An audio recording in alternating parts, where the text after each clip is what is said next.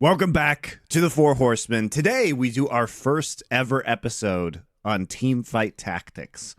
A scene that it's important to do an episode on right now because they have just announced an entire new esports circuit. And joining us, of course, is longtime tabletop / esports commentator / tabletop esports hybrid game commentator, Frodan.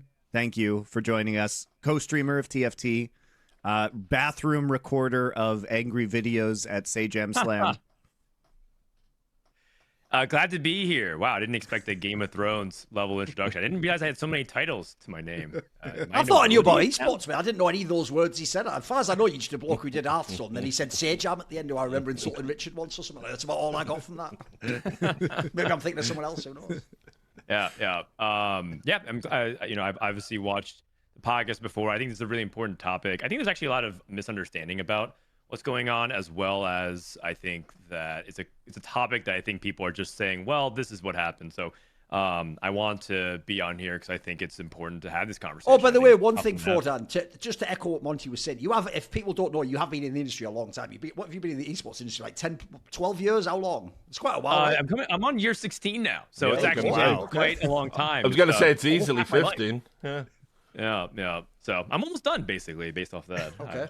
Not much longer, apparently, after this podcast. Who knows? Maybe I'll get canceled by. I was going to say, you're not really done with esports until you get cancelled, apparently. So let's see. We'll see if it can give you the sweet release of cancellation this episode. So, because this is a complex topic, and people may have seen a lot of the drama that has been on Twitter and social media about the TFT. What is it, Tactics Cup? What's the name of it? Sorry. Tacticians Crown. Called the Tacticians Cup. The World Championship is what it is. World we call it Worlds the same way. Okay, perfect. I just don't want to call it World because they don't want it to confuse with League of Legends World. Yeah. So the Tacticians Cup, which is the crowning event. And so what has happened, guys, is there has been an incident of suspected win trading. And what win trading is because of the nature of the way that TFT is played competitively. It is, I would say, most similar to some of the ways that battle royales are run within esports, where you run various lobbies or games, and then you get points based on your finish, and then you have to reach a certain cutoff to be in the top 8, and then a certain cutoff to actually win and have the final placements at the end. So hopefully that makes sense to you guys. We are going to try and unpack everything here so you have a basic understanding. Now, many of you are not going to understand the niceties of the gameplay that we're talking about here. And I think only Frodan will understand that on this particular call, because none of us play teamfight tactics. But I do understand the thrust of what has happened within this game. And also, we want to talk about potentially previous issues of win trading, and especially in a scene that has a burgeoning esport that just announced a new esports circuit, what needs to happen in the future, because basically this happened. It has been the most universally derided by experts example of win trading or match throwing I have probably ever seen within this industry, where everybody who knows about this game immediately went out publicly and said, this is clearly a player that is trying to intentionally lose this game. And the reason they are intentionally losing, it was a Chinese player named Thorin, is to get another Chinese player into the next round of the tournament, because Thorin was not going to qualify, and so was trying to fix the results within this game to help another Chinese player instead, is basically the scandal that has gone on. Now, Riot released a competitive ruling, which we'll go over, that said, hey, we can't prove this, which is true, right? It's going to be true in this case. However, it feels like if you take all of the experts within this game, the overall opinion is that this player was actively win trading, was actively trying to help this other Chinese player in the face of defeat themselves. So when there was no hope for them to kind of continue within this World Championship tournament, they instead turned to the alternative, which is to help a friend. And this is not the first time this has happened, which is why the uproar is there.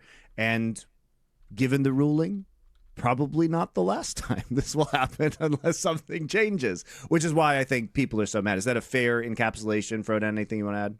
Yeah, I think that's the high level overview. And I think that precedent has been established. You said that it happened before, and actually punishment has been doled out. But we can jump into those smaller details. Let's start about the historical precedent, because I think that's coming in. So it has happened previously last year, correct? So what was the incident that happened last year, and then what was the punishment?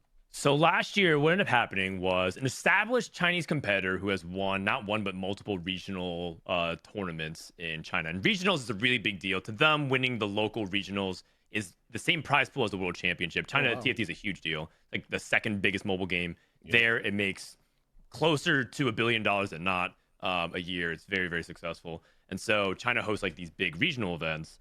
The winners, a person who's previously won twice, was functionally eliminated from making the final groups of the championship. And so he kind of does something pretty inexplicable and makes his board extremely weak. And it conveniently happens to be helping another Chinese player who needs those points to advance. And that's actually similar to the incident that happened this past weekend, or for the previous championship that we just saw. And so once again, it's kind of causing a situation where a Chinese player seems to be playing sort of uncharacteristically bad, to the point where pretty much a lot of players can recognize that this is a terrible play. And it benefits a player that is a Chinese player that also needs to get into the final lobby. The punishment back then was, I believe, a percentage fine, which ended up just being a few $1,000s. And to a person that's won hundreds and hundreds of thousands of dollars, it felt like pretty minor. And most people felt like it was a slap on the wrist.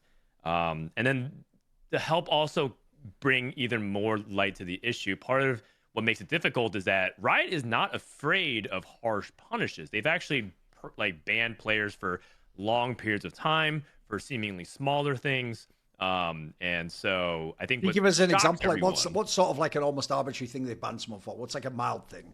So in China specifically, because China technically is operated by a different company, sure. And so I think people view Tencent or other companies that are in charge of it in China, banned a player or disqualified a player from the entire regional competition or from a cup, simply for walking off stage because the game was over and I think he wanted to use the bathroom.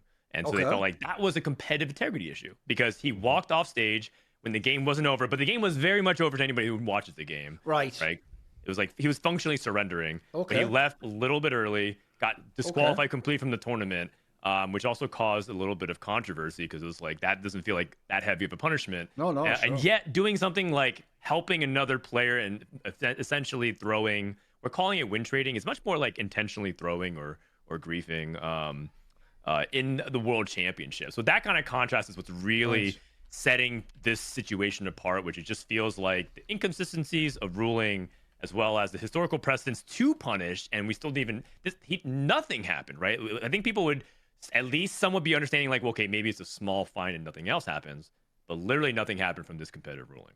By the way, when you say that, what's funny is I can actually see, potentially, if I'm trying to model how Riot are seeing this, how to them those two incidents, the one now and the one before where the guy walked off stage, would be consistent, which is, as far as I can tell, they are just operating on what you call the letter of the law, not the spirit of the law. So their logic there is, like, you technically left before the game was over, so that spoils the competitive integrity. You know, you could have gone and talked to someone or something. Even though, as you're saying, the spirit of it is like the game was over. It doesn't really matter. It's a very minor thing. But as you say it, when you say, because I actually, when I'm reading this competitive ruling, now I see why the drama's there. I thought the drama, I only saw this a million miles away in esports. It was like, oh, someone did win trading, or it's someone Chinese, and so, you know, they're being protected because it's the cabal if you can't criticize China. The part I'm shocked about is, as you say, that Riot Games, by the way, I can tell you in other esports, and especially with non-Chinese players, the joke is, in League of Legends, mate, they fined people thousands of dollars when they didn't make that much more monthly for, like, things like poaching, which is just like you found a chat log where it implied they, like, talked out of contract negotiations and they joined a team, which is, by the way, the most everyday thing you'll ever find in esports.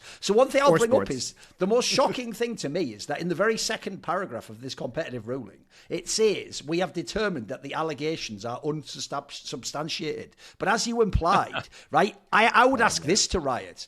As far as I can tell, what you've just said there is it's totally fine to win trade unless you then somehow get caught with, like, you'd have to be outside of the game evidence at this point in time. Like, the obvious example I'm immediately thinking of is what happened with Richard in CS and iBuyPower, which is he already essentially, by the way, by the spirit of what is match fixing, had shown these people had match fixed. And you could essentially even just track a bunch of it. But people always forget this. They always forget that is not what got iBuyPower banned in Counter-Strike. What got the ban in Counter-Strike, Frodan, was Richard had to actually track down someone who knew the people doing the match fixing and get actual, like, logs of what they were talking about in, like, a messenger or something on a phone. He had to get the physical phone and he had to prove that this had all happened, and that essentially, no joke, the jokers just, like, admitted the whole thing to their, like, partner or spouse at the time, right? Well, my point would be, who was then an ex.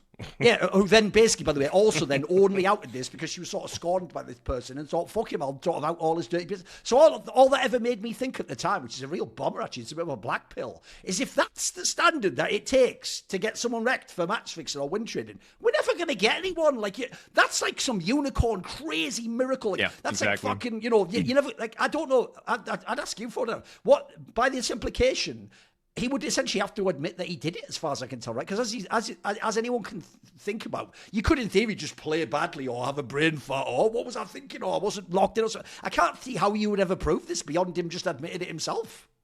Yep, that's exactly kind of the issue.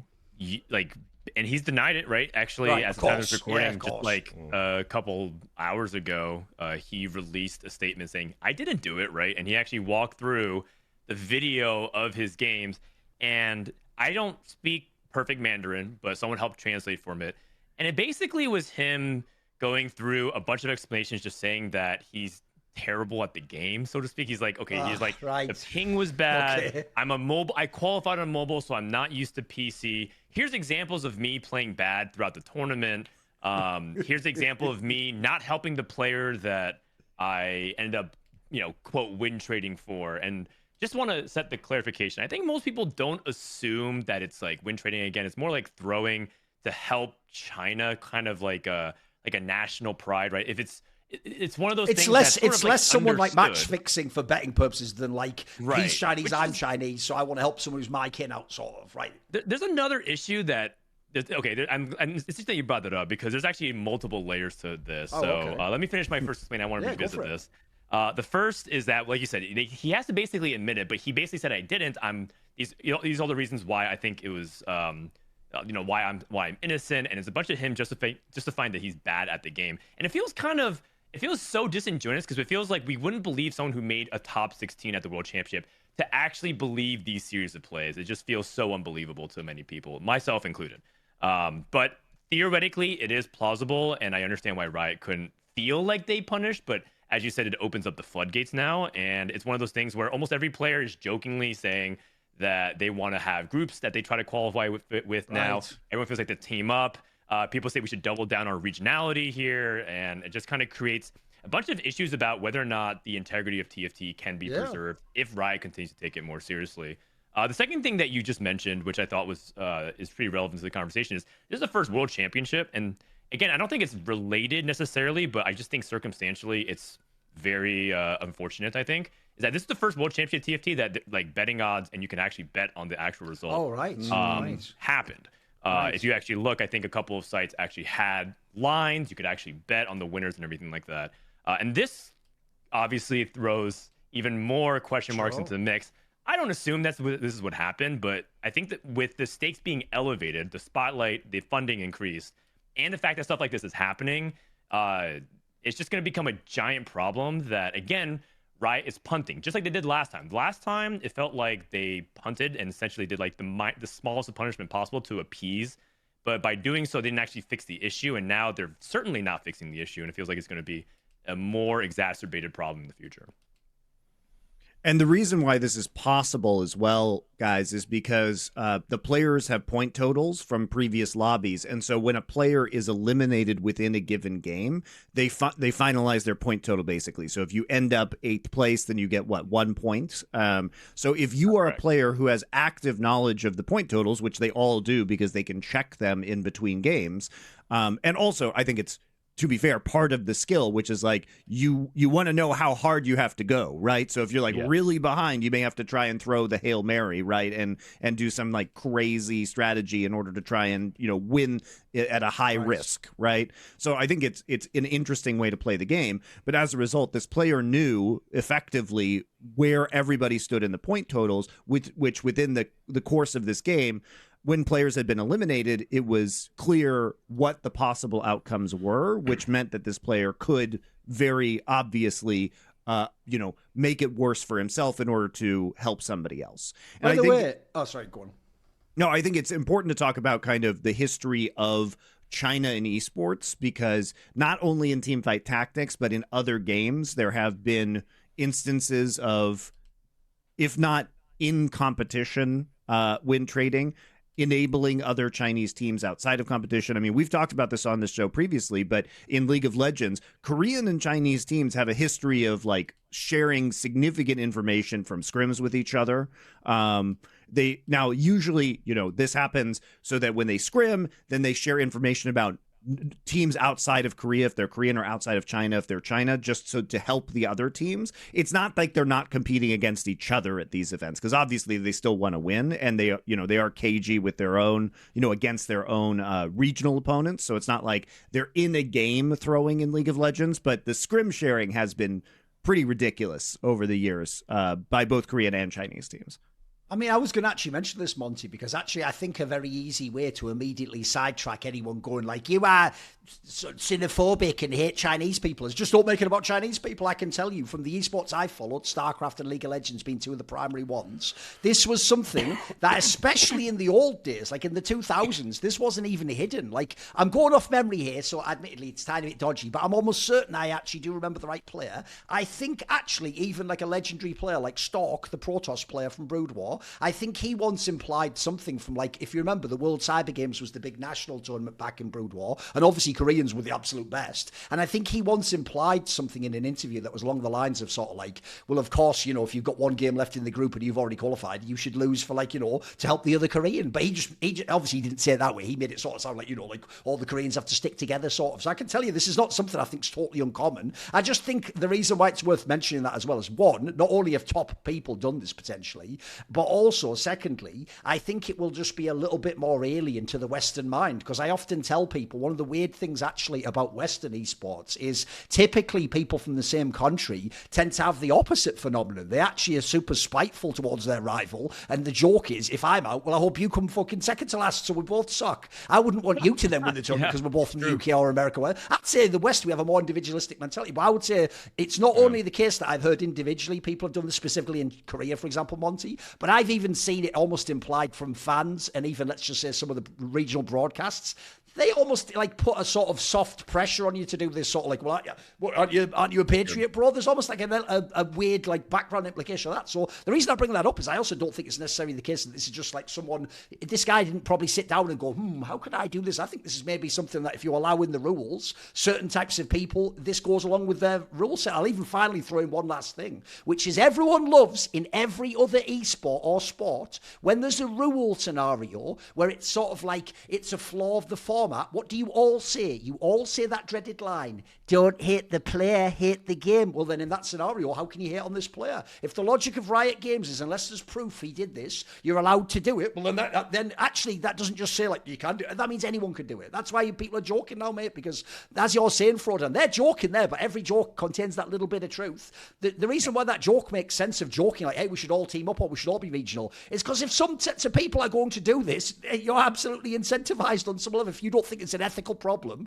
if you want to compete with them, you're incentivized to do this potentially, and like you say, have a little like insurance group of like 3 people who'll do it for you or whatever. So this is why actually I think it's a very big topic to talk about. It's not even just about this case here, it's about the precedent it sets for what is this going to mean in the industry. So for me, sorry, go on, Dan. I just want to add, I think, just before I forget, but I really like the point that you brought up, that it's not just about China. This actually happened in Vietnam, which is another emerging giant region. Just for reference, China is like multiple times bigger than Vietnam, who is like 2.5 times bigger than Korea, which is about 3 times bigger than EU, which is about 1.5 times the NA. In terms of player base in TFT. And so Vietnam's bigger than Korea and NA. Fucking hell. It's massive in That's Korea. wild. It's kind of one of those Gaming's things where huge in you Vietnam. go. You go to any cafe and like there's like a bunch of groups of teenagers playing TFT on phone.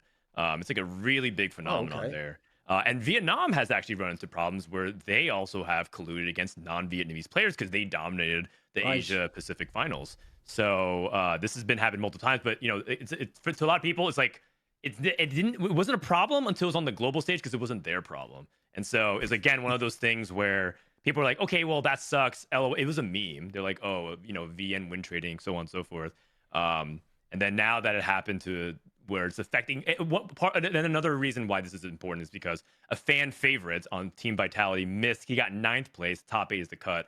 And so it feels like one of the best players, one of the best players from EU, one of the best players from North America, both missed out on tiebreakers because of this situation, which I think continues to fan the flames. I think that's why a lot of people are particularly upset because it feels like one of our own got screwed, or multiple of our own got screwed. And the second thing is that you're absolutely right, actually, about the pressures implied as well. In China, allegedly, I haven't actually seen chats of this, but people get very much flamed. They lose popularity, they lose fans, they lose viewers, they lose whatever opportunities if they're not looking out for China's interests. This is allegedly what's the case. I've never actually seen it in writing, but it's very much like talked about in Discord channels by people who are from China, by the way. It's not just like people who are outsiders. Like literally people are like, I'm a TFT player from China and I see this happen all the time. And there's a good amount of Chinese people who have come to the other side saying like, this is definitely what's happening. And I'm sort of embarrassed that this is what's going on for China. It's a bad representation. So it's not like every Chinese fan stands by it, but it definitely is a thing of what you're talking about, the implied pressure. Sorry, Richard, go ahead. No, it's good, brother. Yeah, for me, there are a number of problems with the way Riot have framed this, particularly in their ruling.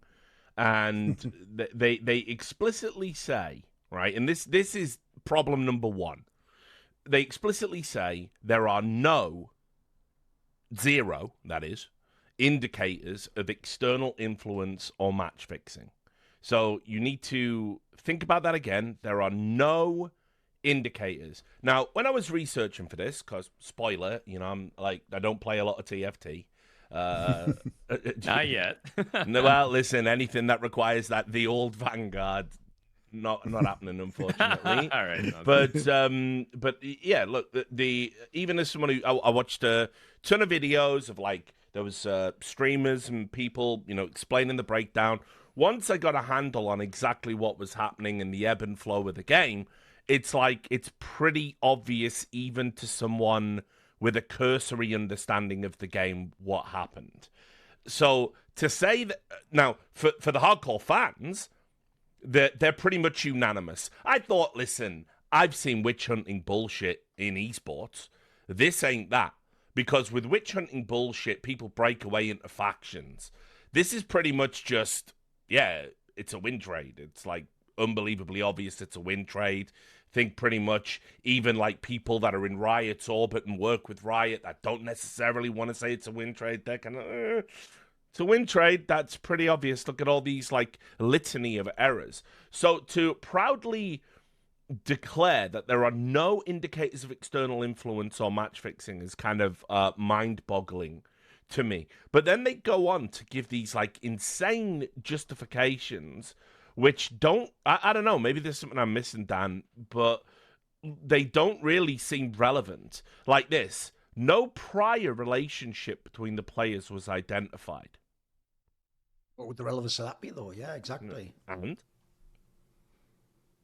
It's probably because people were directly assuming, because people were assuming the worst possible scenarios. They're like, oh yeah, he was, okay, so just to give more context, Thorin was talking about very accurately, by the way, that Western were very individual. It's actually very common to hate watch your friends in the West. It's always like, oh, I went dead last. I really hope my practice partner goes second to dead last, so I don't feel as bad. It's like kind of a joke. But they also, in tongue in cheek, very much say like, oh, help, like, win trade for me, bro. I need the help. It's kind of, it's very, very over the top. So obviously no one means that. And I think that's sort of why Riot went at that relationship. It's like, okay, these guys don't even know each other, so it's probably not win trade. But I think going to what you were saying before, is that they're doing too much letter of the law. It's like it doesn't matter if it's a win trade versus intentionally throwing versus match fixing or whatever. Yeah. Whatever we want to call it, this ruined the integrity of the game we love on the world stage. Yes. And that's where the issue is derived from. It feels like they're being too technical about like, well, it's not a win trade, so no problem. Yeah, on that point, when they say there's no evidence found suggesting that the two players knew each other or had been in contact with each other prior to it. So first of all, the people that do shit like that are generally the ones that get caught. Not that it matters that we in China, because esports has an entire region, an entire country that will never be held accountable for the corruption within it. It's completely untenable from competitive integrity purposes, and it's not just a Riot Games problem. It is a it is in every single obviously famously, yes. Oh yes, where even Valve won't come out and issue statements till they've had their marching orders about what they can and can't say about players who have engaged in match fixing. By the way, while I was doing a Dota event in Bucharest, a ton of Chinese players who had they just got unbanned. It's kind of like, okay, so that's fine, I guess. But whatever. So anyway, we'll not talk about that down the home stretch. But so you wouldn't need to. If this was done on a whim, because, as Dan rightly says, one of the other things that is a pathology of Chinese competitors and Chinese fans, one of the things that they absolutely feel is that the rest of the world doesn't necessarily respect them enough. You'll see this quite a lot. This happened in Dota, for instance. Prior to a major event, a player in an online game used a onomatopoeic epithet about the Chinese language, and that sparked a fucking player revolution where they all put the tag respect in their name and were basically demanding like fucking widespread apologies and bannings and all of this stuff. It kicked off a whole thing to the point where the player that did that was told if he entered the country, his safety couldn't be reliably guaranteed. And that was for a Valve event. So, there is this kind of like they're the big dogs in fucking esports. It's the biggest world market in gaming. Yet there is this sentiment that seems to be quite prevalent among the fans and some of the competitors that we don't get our due. People don't respect us. It's like actually. The average esports fan looks up to Asia and the Asian region, and particularly China, and considers it aspirational. So let's just assume this was done on a whim. It's a fellow compatriot. Why wouldn't I give him a helping hand? Well, there's no necessity for a prior relationship to do that. It's something I'm doing on a whim. It doesn't have to be any deeper than that. But when you say to people, there is no evidence whatsoever, no indicators, and you tell the world to ignore your fucking eyes and ears, you tell experts to deny their own expertise, that seems to me crazy. And by the way, they don't mention expert testimony at all, which would be so. Let's pretend, like in a hypothetical universe, right? Let's pretend that this was an American court case. Okay, now there are many court cases that exist that deal with potentially unprovable things. So let's just say an intellectual property case, right? Let's say it's about stealing somebody's music. As an example, these are cases that when I was working in the legal profession, I was involved in with major artists. Okay. And so what would happen is that when somebody would be like, hey, you stole this musical idea from me, and they actually try and enter a legal fight about it, is that expert testimony is an enormous part of these cases, because you get people with PhDs in music writing reports and testifying on the stand about how likely they think this is, right? And there isn't, in this particular case, anything that is mentioned about expert testimony. So I want to turn this over to Dan now, because we haven't even gotten into. Well, just before Dan jumps in, let me also just reiterate, this is the defense in order. I'm going to summarize. There's 5 points, and it's just overlap. This is how you know how thin the defense was. The best they could do. They said, we interviewed them, and their testimonies didn't contradict each other. They have no prior relationship. They have never communicated. 2 and 3, hello. No evidence was found suggesting they had been in contact. What? We've just regurgitated point 2 fucking 3 times in a row, and no one's complaining about this, are they? And then both players compete on different versions of the game, qualified to the event through different tournament paths, indicating they have limited opportunities to interact or compete against. So basically, 4 points of a 5-point defense are the same fucking thing. Like, dude, a judge would fucking, like, you would have to toss the case for an incompetent defense. Like, it's like you've been given the shyster lawyer. You haven't got Better Call Saul. Like, you know what I mean? By the way, you know one thing as well that's actually, it might sound like you're just using some sort of like circumstantial anecdote of like, oh, nobody in the scene's like sort of like defending it. No, that's the really alarming part, Monty. As you say, the people in a court case, if this was something like, you'd bring in an expert, right? Yes. You'd have someone, even the joke is in any court case, you can find someone to argue it. Then here's the 2 obvious things as someone on this show I can say. One, as you implied, Monty, there are people whose job basically would be a lot nicer if this wasn't win trading and they could find a way to rationalize it. Those people would be all over social media fucking carrying the can for this not being win trading. And then secondly, an obvious thing to say is, so Riot in this statement say like it was all consistent with their explanations for their moves, then everyone else in the scene's a moron.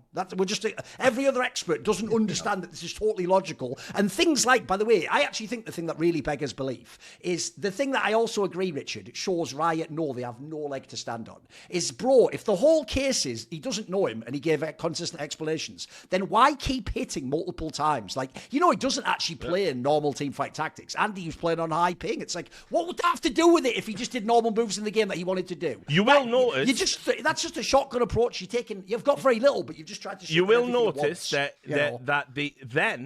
the other thing that they try and make out is that, well, he just got a bit excited, and it's like there isn't a logical or credible defense for any of the things that happen in the game at any point in Riot's defense. Yeah. And that's where the expert testimony falls apart. And like I said, it was just unanimous. I mean, the condemnation of this was shocking on social media. Sure. I mean, Dan was at an event in Japan, and like I was joking, he was recording a video in the bathroom, just getting heated about it because he felt he needed. It was very funny. But Dan, so obviously, like, there are going to be lots of people probably who watch this who play TFT. Sure. But we don't need to get super technical. But at a high level, the things that this player did were change board positions of characters into a disadvantageous board state, change items on characters into a disadvantageous item state. What else did he do in order to facilitate what is being alleged as this throw?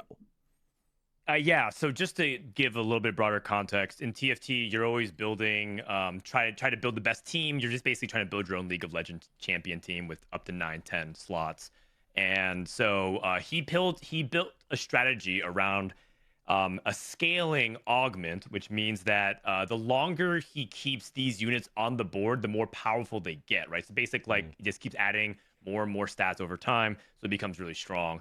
And so he chose to actually remove items completely and decides to abandon the strategy because he was on a lose streak, even though it was his entire strategy. So to be clear, you would frequently be on a lose streak with a scaling strategy because you are intending to enter a late game power state. Correct, and it's also pronounced so because he's playing like a low tier unit to try and hope that it outscales things over time. So it's actually expected that he starts falling off until a point where he can start hitting critical mass.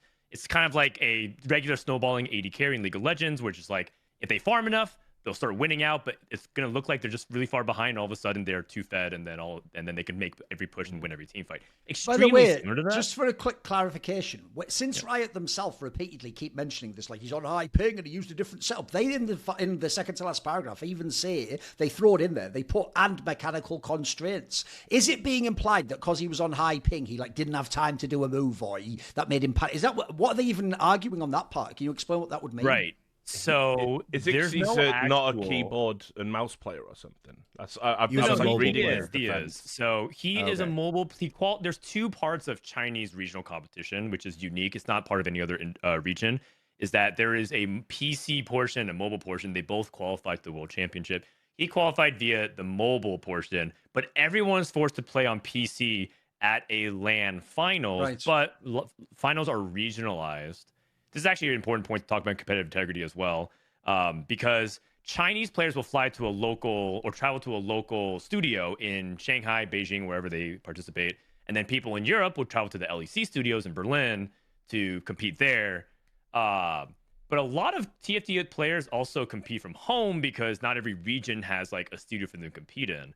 Competitive integrity has actually kind of been a problem at the World Championship already because it's uneven playing field. And this actually kind of goes a little bit against the West. In that if the Chinese have fired back at the West saying, well, these players have to play under lights and cameras. They're not their usual setups. They're not at home. But a lot of players from North America and around the world get to play from their own bedroom. Oh, fair and here's the actual kicker. And this is, again, not a good look for TFT, but I feel like it's important to be transparent about this, is that a lot of these players have access to third-party sources for data and information, and they can consult that. And Riot chooses not to enforce. Oh, it. as in essentially, like, just for an example, almost the equivalent of like knowing the right next move to make in chess. Correct. If you had the chess engine, or you had like a floor chart in fucking blackjack or something of the correct strat, you could essentially use something else. Yeah, a poker assistant tool, right? To tell you odds and things like that. That's actually a very good point. By the way, that in itself is kind of scandalous. That you could just be all that in itself has been something that Riot also, and I've been very loud about it privately. This is probably the first time I've I've talked about it on my stream a few times, but I feel like this is also an inequality. Now, some players choose to be above that. I think our reigning champion from North America, who's won 2, he's very much like, I don't think that even helps me. Like, I'm very public about not using it. But the reality is, competitive integrity has been a low priority at the World Championship already because of things like this. And that's why their ping is an issue, because they have a bad time zone for North America. It starts at like 3, 4, 5 a.m. in North America, but it's good time in Asia. But the trade-off is, the server that they play on for the tournament realm is in Chicago. And so the ping from China to Chicago is pretty bad, 200 ping. 200 ping is not unplayable. It also doesn't explain everything. 200 ping doesn't... Yeah. You can. By the way, for people who don't play the game, here's the thing I'm confused by, right? I know a tiny bit about how these games work, Frodan. For people who don't know, it's a turn-based game. You know, it's not like it's CS and, you know, the other guy's shooting you before because you have 200 ping. So essentially, that's why I asked. What they're complaining about with the ping aspect is more the idea that you'd like misclick or it'd be slower to move or something. As you're saying here, it wouldn't really explain like losing immediately. Like, it's not like we're playing some game where it's like direct response time, right? Yes, yeah, exactly. So it's one of those things where it's like, okay, sure, maybe he was lagging, but he chose to do nothing for like rounds. He chose to do an inexplicable thing for multiple phases of the game. A lot of people think that the criticism is that one turn, but it doesn't. And I have Are there ever times in a normal game where you just choose to do nothing? Are there ever times you just do nothing for a round? I mean, there's a few times, but not when you're not in those circumstances that he's in. It feels like so glaringly obvious the wrong series of plays that was consistent from all points of the game that it's almost overwhelmingly obvious to a lot of people. And I just don't think Riot did their due diligence on this front. I don't think they watched this POV. I want to go back and talk about the scaling strategy. So he screwed up his scaling strategy. That was the turn that people are focused on. But what other things was he doing that you think didn't make sense previously in the game? So players that he matched up against in that game, like, so the player that he helped, we'll just call him Lee, just to make it short. That was his nickname. There was a moment in time where he also chose to not do anything against Lee to make his board stronger. So when you queue up, you can see for a brief second who you're playing before the round starts. And a lot of times in those moments, you decide in TFT in a split second if you want to commit to slamming your items, because if you put an item on a champion, it's hard to remove it unless you use another special item to do it. And so he chose not to, he inexplicably chose not to build items against him in a different round. And then also he made a couple of other series of bad plays of not improving his board and purposefully doing like bad, or it feels like he's intentionally playing badly to not upgrade his board, right? If you have 3 of a kind in TFT, you upgrade it. There's been moments where he just didn't buy units in his shop to improve his board, either by putting the units in or by upgrading. So there's like a lot of different things that feel like very suspicious for that game. And I just don't buy the argument of like, well, he didn't do it previously in a couple of games. Like, well, yeah, because he was still in contention. Like, this is game 13, right? I use the analogy of golf in the pre-show, which is like the 18th hole, where you know that even if you score a hole in one, you're not going to advance to the final cut. It's very similar to that. It's like he almost like hit the ball completely opposite direction into the water and be like, whoops, guess I'm just having an off day. And it just feels completely. By the way, if people want another analogy, this would be like in basketball if you just turned around and started shooting at your own basket, and then the logic is, well, we can't know if he was doing it on purpose or he's a really bad shot and he's just got the lights got in his eyes or something. Like that's the one thing I find really weird. Frodan is both. Richard linked it in his own translated statement of what he said on his stream and in the Riot competitive ruling thing. They never mentioned that context about the idea he's using like a scaling comp, bro. Why would that be omitted? That's the weirdest thing. If it's transparent and there's nothing going on, just admit like I changed my strategy or, I decided that wasn't the right one. Why he doesn't mention it at all as far as I can tell. I might be wrong. He might have said it somewhere else, but he doesn't say it on this translated stream clip. And Riot doesn't mention it at all. In fact, what's worse, Frodan, is they use the notion he's on the lose streak as compelling sort of circumstantial evidence that he wouldn't cheat in this scenario, even though, as you're saying, if you were using the scaling approach, anyone who's played League of Legends or Dota knows if you're scaling, you're not getting strong at level 1, are you? Like, I find that weird that's almost like not mentioned in the people who are sort of defending this, as it were.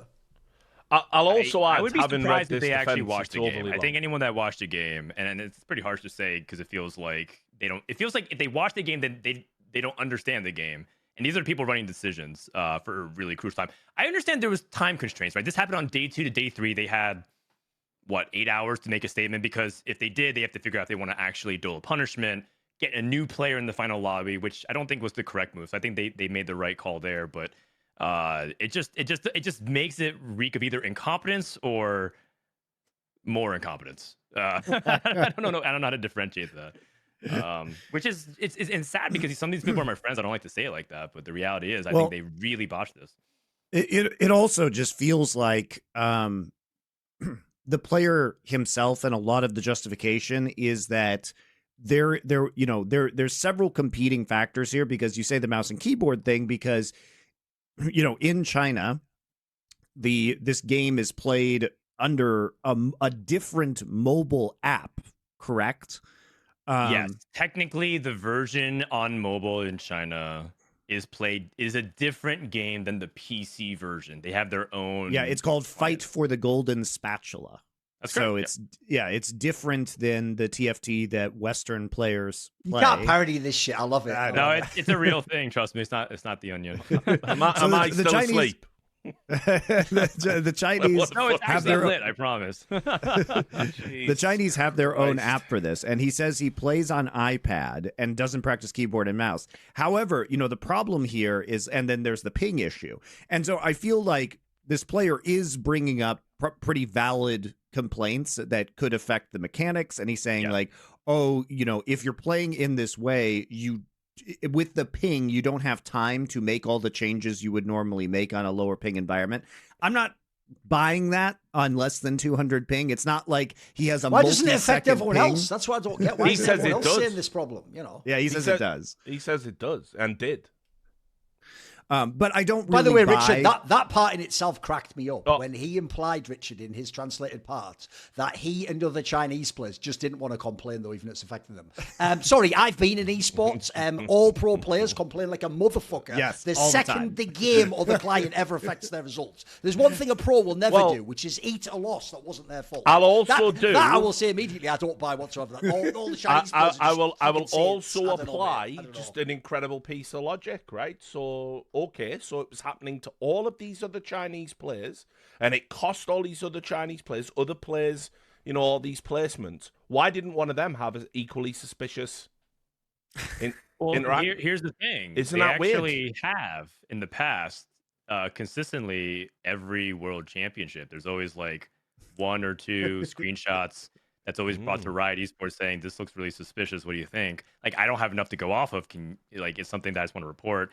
And it's been happening for years now. But again, nothing was like so over the line compared to this. It was always like, that's a little sus. But at the same time, you can't like be like, well, that a person making mistakes is win trading. That's just that you can't go off. Of course. But again, it's but I mean, there's that's the whole thing. Chinese players to help Chinese players, which is what makes it suspicious.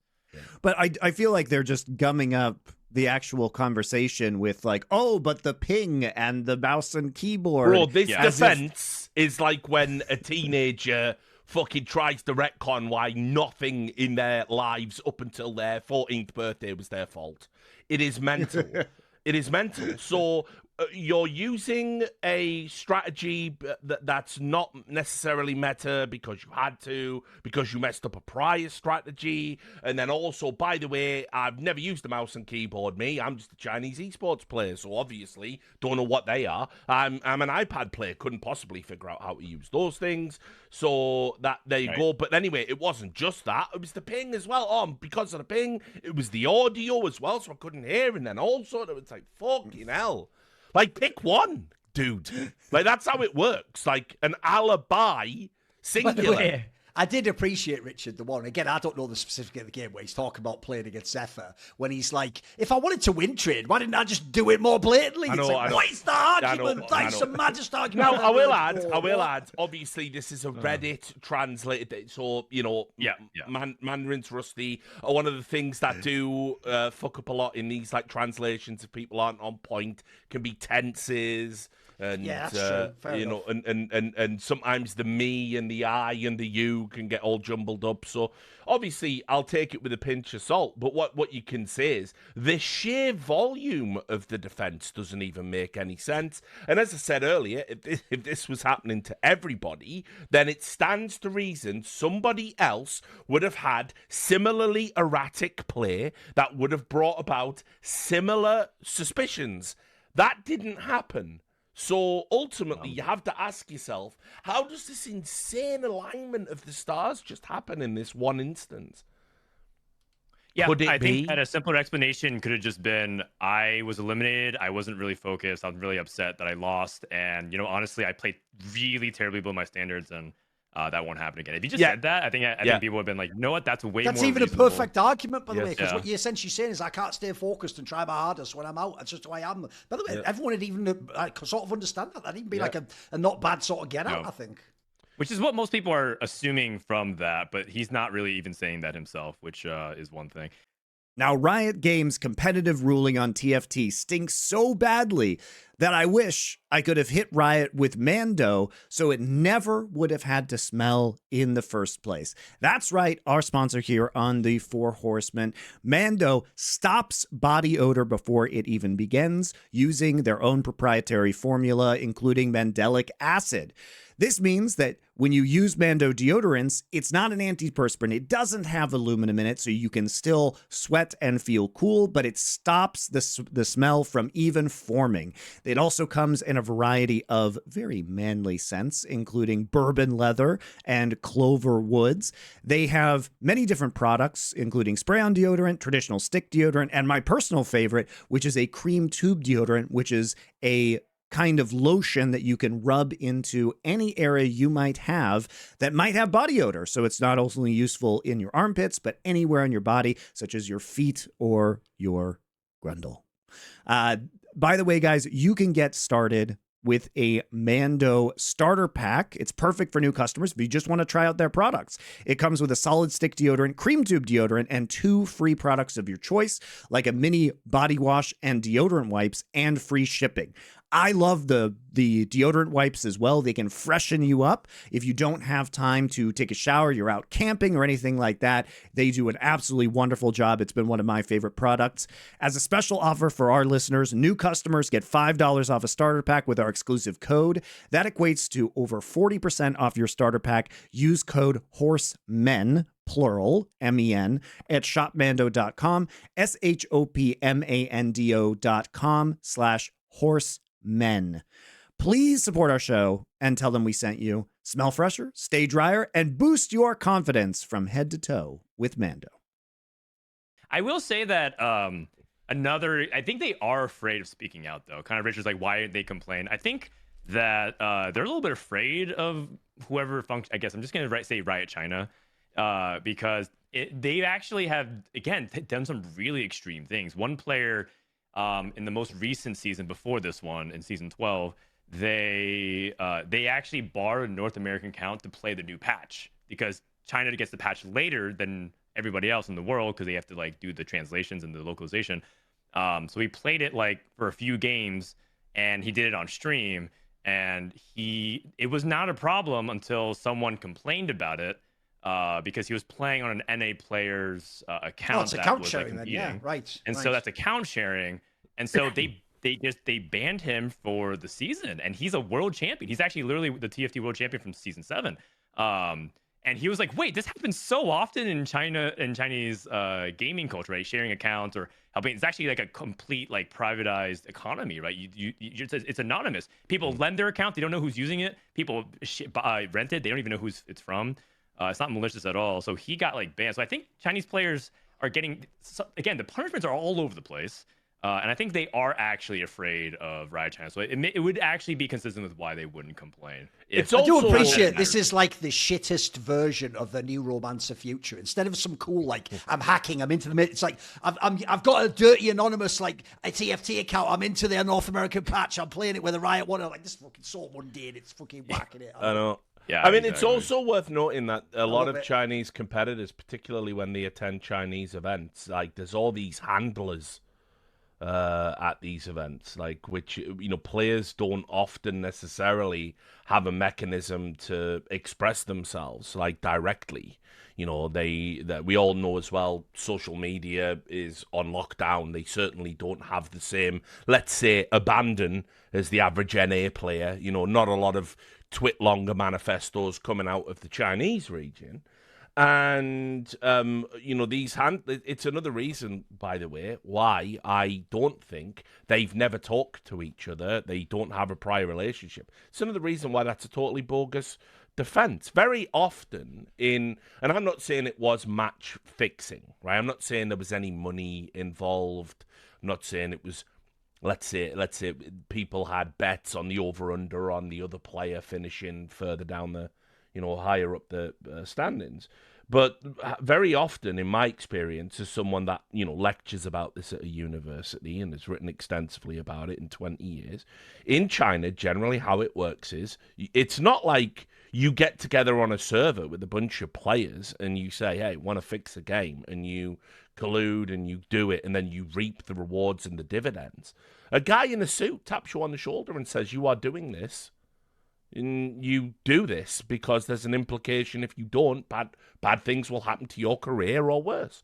That's how it works. You don't necessarily have a relationship with the people you fix games against or for or with, or, you know, it just doesn't work like that in China. So it's really strange to me to sort of see this insane convoluted defense when in reality, all you need to do to just walk away from this one is, lol, I played shit. See ya.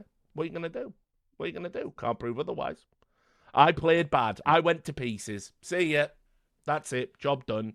You don't need to tie yourself up in knots like he has. And so everything points to me that, like, also as well, I would imagine, and knowing what I know about Chinese esports, and again, do feel free to jump in and tell me if I'm off the reservation here talking crazy, but I imagine probably he had a day or two of coaching on the defense before he went live with his stream to explain it all. Probably the fans defend for him. I mean, there was a brigade of fans that they say take the fine, you know, like in fighting games, take the fine. We'll fundraise for you. Like, you did nothing wrong. Like, that's incentive. Okay, good one. Put respect. Get the respect tags on again. Yeah, I've seen it before. So that's the conversations happening on China in the YouTube comments equivalent in China.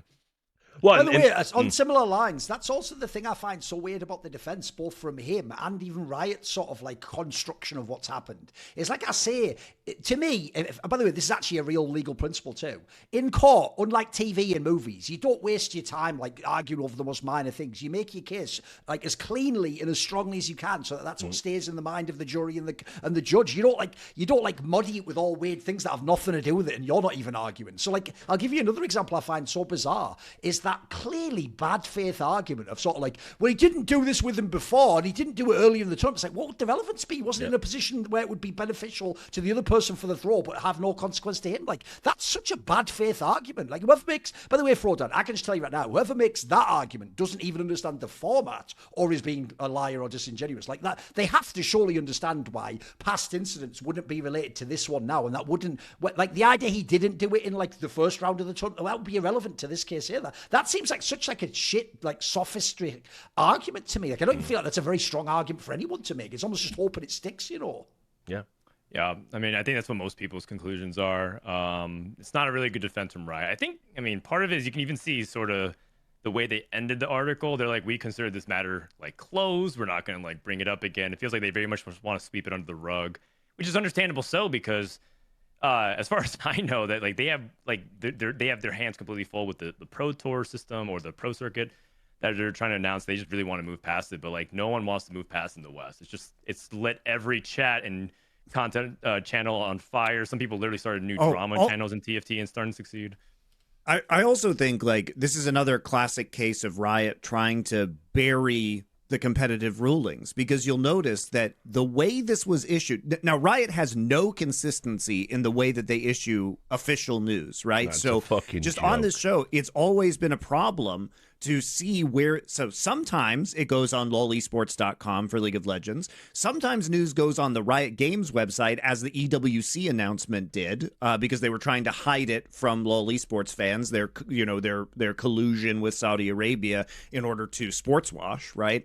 And now, like, this competitive ruling comes out on a Twitter account run by Riot called Compete TFT, and it's an article that they publish on Twitter or X or whatever you want to call it, but there's no official blog post or anything like that. So they intentionally make these things very easy to miss, because there's no official channel for Riot Games competitive rulings. And also, you'll notice, again, a problem with Riot, this is not signed by anybody. Who the fuck did this investigation? Who is responsible for this decision? We never know. We never know who is responsible at Riot.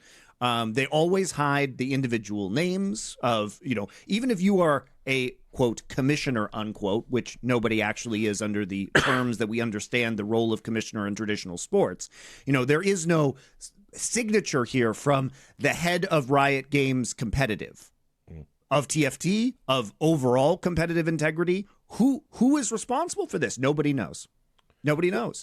And that helps to make bullshit rulings. Good luck trying to find something from like fucking, I don't know, even 2019 in League. It looks like a lot of them are taken down. I know what you mean, Richard. I was looking up some competitive rules. A bunch of them don't even exist. To the link doesn't work. Download fucking link. Yep. It's mad, isn't so it? where have they gone? And I'll tell you, I have a very strong suspicion in some of those cases it's to fend off maybe some delayed. Oh, it looks like this has been scrubbed. Yeah, it looks like it's been scrubbed, Richard. Yeah, for real. Really go back and think about some of the bullshit. Some of the bullshit bans they issued on flimsy pretexts, which, by the way, this is another fucking thing that why I can't take their competitive ruling on X.com serious, because so they're saying there is no indication that this thing happened, so we won't be dispensing a penalty for it. Case closed. Go home, go to bed, don't think about it. Well, that didn't stop them with Deficio, that and the whole Copenhagen Wolves drama, right? There was no evidence of any cheating there, which was one of the allegations. There was no evidence of any tampering, which was another one of the allegations. They fucked his career. They didn't say, well, we haven't got a smoking bullet. They didn't smoking gun. Yeah, exactly. We haven't got one of them. I mean, you can have a smoking bullet as well. All academic to fucking Riot, isn't it? Doesn't matter. You can have a fucking body with a knife sticking out the back and the person fucking just letting go of the knife. Nah, sorry, mate, you're from the right region, so you can get away with it. But it's not even in their history. They've always played fast and loose with whatever they think is best for the Riot ecosystem, and that's what a lot of TFT fans probably. I remember when I wrote an article. It was when Riot were fucking with DDK and Sean Gares over on Valorant, and they were basically trying to drive them apart as a duo, and just all the other fuckery they do to broadcast talent over in that game. And I wrote a long article about it, and I was like, if you can't understand what's happened here, this is what has happened. I know you will find this is shocking, but allow me to give you a condensed history of everything Riot has done historically. And mysteriously, by the way, that article was hit with a bunch of like medals and shit on Reddit, like them stupid awards that people get, which led to some absolute incel going on a crusade saying I was buying medals on Reddit, not upvotes. Medals. Aren't those free, by the way? Fuck no. To give out. So anyway, but the Valorant community were genuinely shocked. Like by like the 20th example of Riot's bullshit, they were like, "Fucking hell, really?" Right. Like, and they didn't know. They didn't have the history. I will wager the average TFT fan. This might even be their first big Riot Games related scandal. This might be very red-pilling for a lot of them. Yes, let me tell you, Riot Games has an inherent bias towards China. The Chinese region can do whatever it wants. They will never challenge it. You have to understand also, essentially, even though it's an American company, it's really a Chinese company. It has been that way ever since they bought up the remainder of the shares. And you know, they are geared this way. Yes, there is a bias towards the NA way of doing things in other games, but ultimately, when it comes down to it, if something is going to hurt or harm China's reputation, they will always go in whatever way they can to mitigate that. They're also reliant on China for information in this case, which, you know, you'll notice they don't say how they completed this investigation. Do you think, like just logically, do you think that it was the Riot Games headquarters in Los Angeles that was doing the investigation as to whether these players had contacted each other before? Surely that had to be done through the Chinese mobile game to see if there was a messaging history between these players. Right? Oh, I assume that's what they were doing. So, in effect, Riot was reliant on Tencent to provide them information about their investigation. Now, did Tencent tell them the truth? Who can know? Right?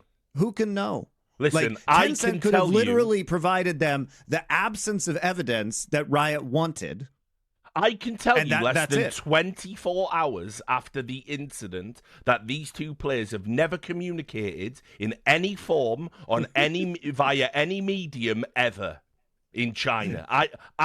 Riot Games can do that.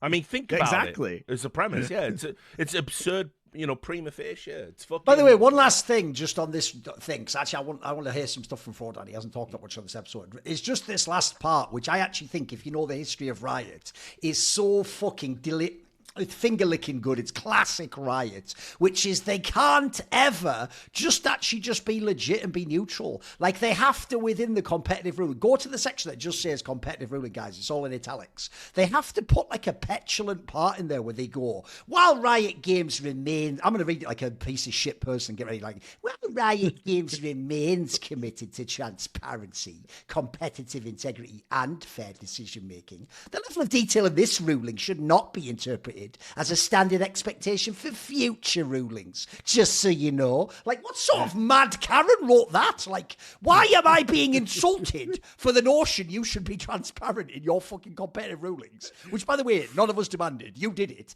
And you've picked a shit example, because as Richard pointed out, this, like, extensive transparency was saying the same thing, like, 5 different ways, and then going, so, I don't know, he probably didn't do it or something, did he? And at the end going, but don't expect me to just do this every week when you think there's something. Why have you put that part in? Why are you just being like, why have you got to stand off? It blew up on social media, so we're addressing it. All right, that's the logic, right? Okay. I mean, that's actually kind of been consistent with TFT. It's kind of like I think that's why the previous example I used where they banned the world champion was because it went viral on social media. Oh, right. And there's many instances of people breaking rules, and Riot China didn't do anything about it.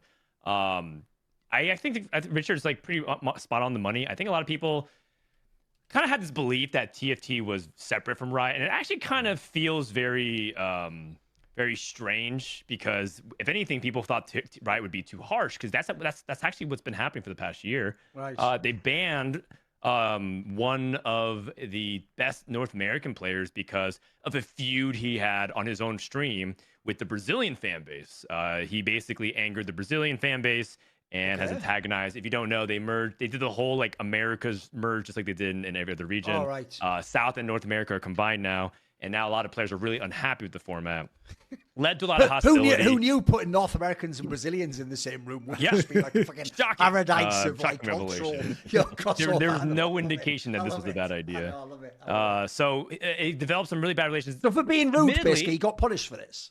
He got punished or antagonizing people or something. He started like flaming the Brazilian player or the format, but saying like, oh, like these players are just like, it's just not like what I want to play against. And he was being admittedly kind of like a little bit over top with trash talking, or by some and Brazilian would take it very personally. Started like straight up flame wars, right? Like it's the usual. He's saying you guys are shit at the game. They're posting 9/11 and school shooting reports on Wikipedia. Classic. And the usual banter, on social media. And then he started like getting harassed in their chat because they come to his channel, right? Sure. To like post a bunch. Every time he goes, he has a bad result.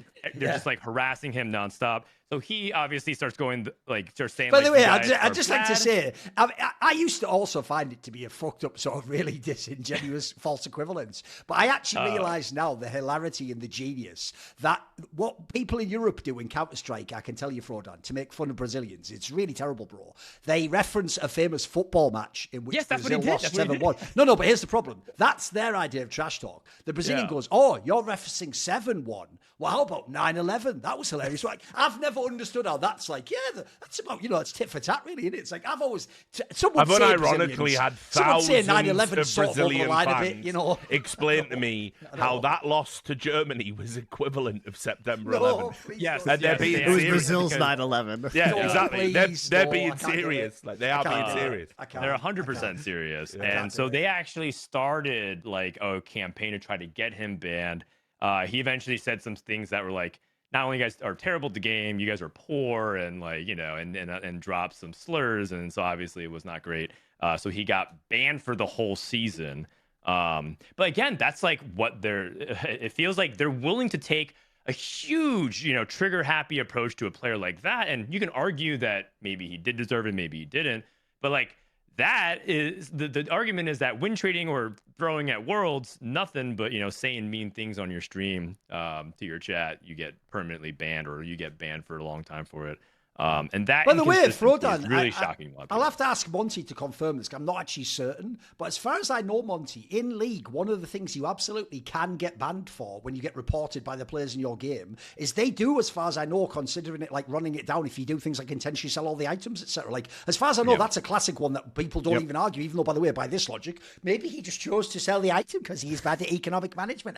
He lost to the shopkeeper, which would be the argument from this article. So what I found weird was when I was reading that part, Frodan, basically there's another thing, which is why I find it so weird they're bringing up things like, here's the problem, Frodan. He's simultaneously making the argument of like, I had bad ping and I couldn't really use the sort of UI, basically. By the way, that would be a great argument for a misclick, clicking on something you didn't mean to. But then he simultaneously sort of goes, but I'm also shit at the game, and maybe actually I should have just picked Violet instead of Vi. Like, why? That's what, again, he's mixing his streams here, bro. Which is it? Is it like a physical PC error, which, by the way, totally plausible. It's not, I guess that could happen. But then he's also making like an argument, sort of like, essentially, like you say, like, I'm bad, I don't understand optimal strategy. Because one of the weirdest things to me when I was reading through like all the different accounts of this is, as far as I can tell, like some of these are just absolutely inexplicable, like strategy decisions in the game. Like I say, like some of the item choices and some of the things he's doing in terms of the comp or whatever. Like some of these things don't really seem like they do have a plausible explanation. Aside from you'd have to actually just be bad or have misclicked, right? It's actually shocking, like what Monty said, how many people have come to the woodwork to speak about this. Of course, the competitors in the competition are saying this.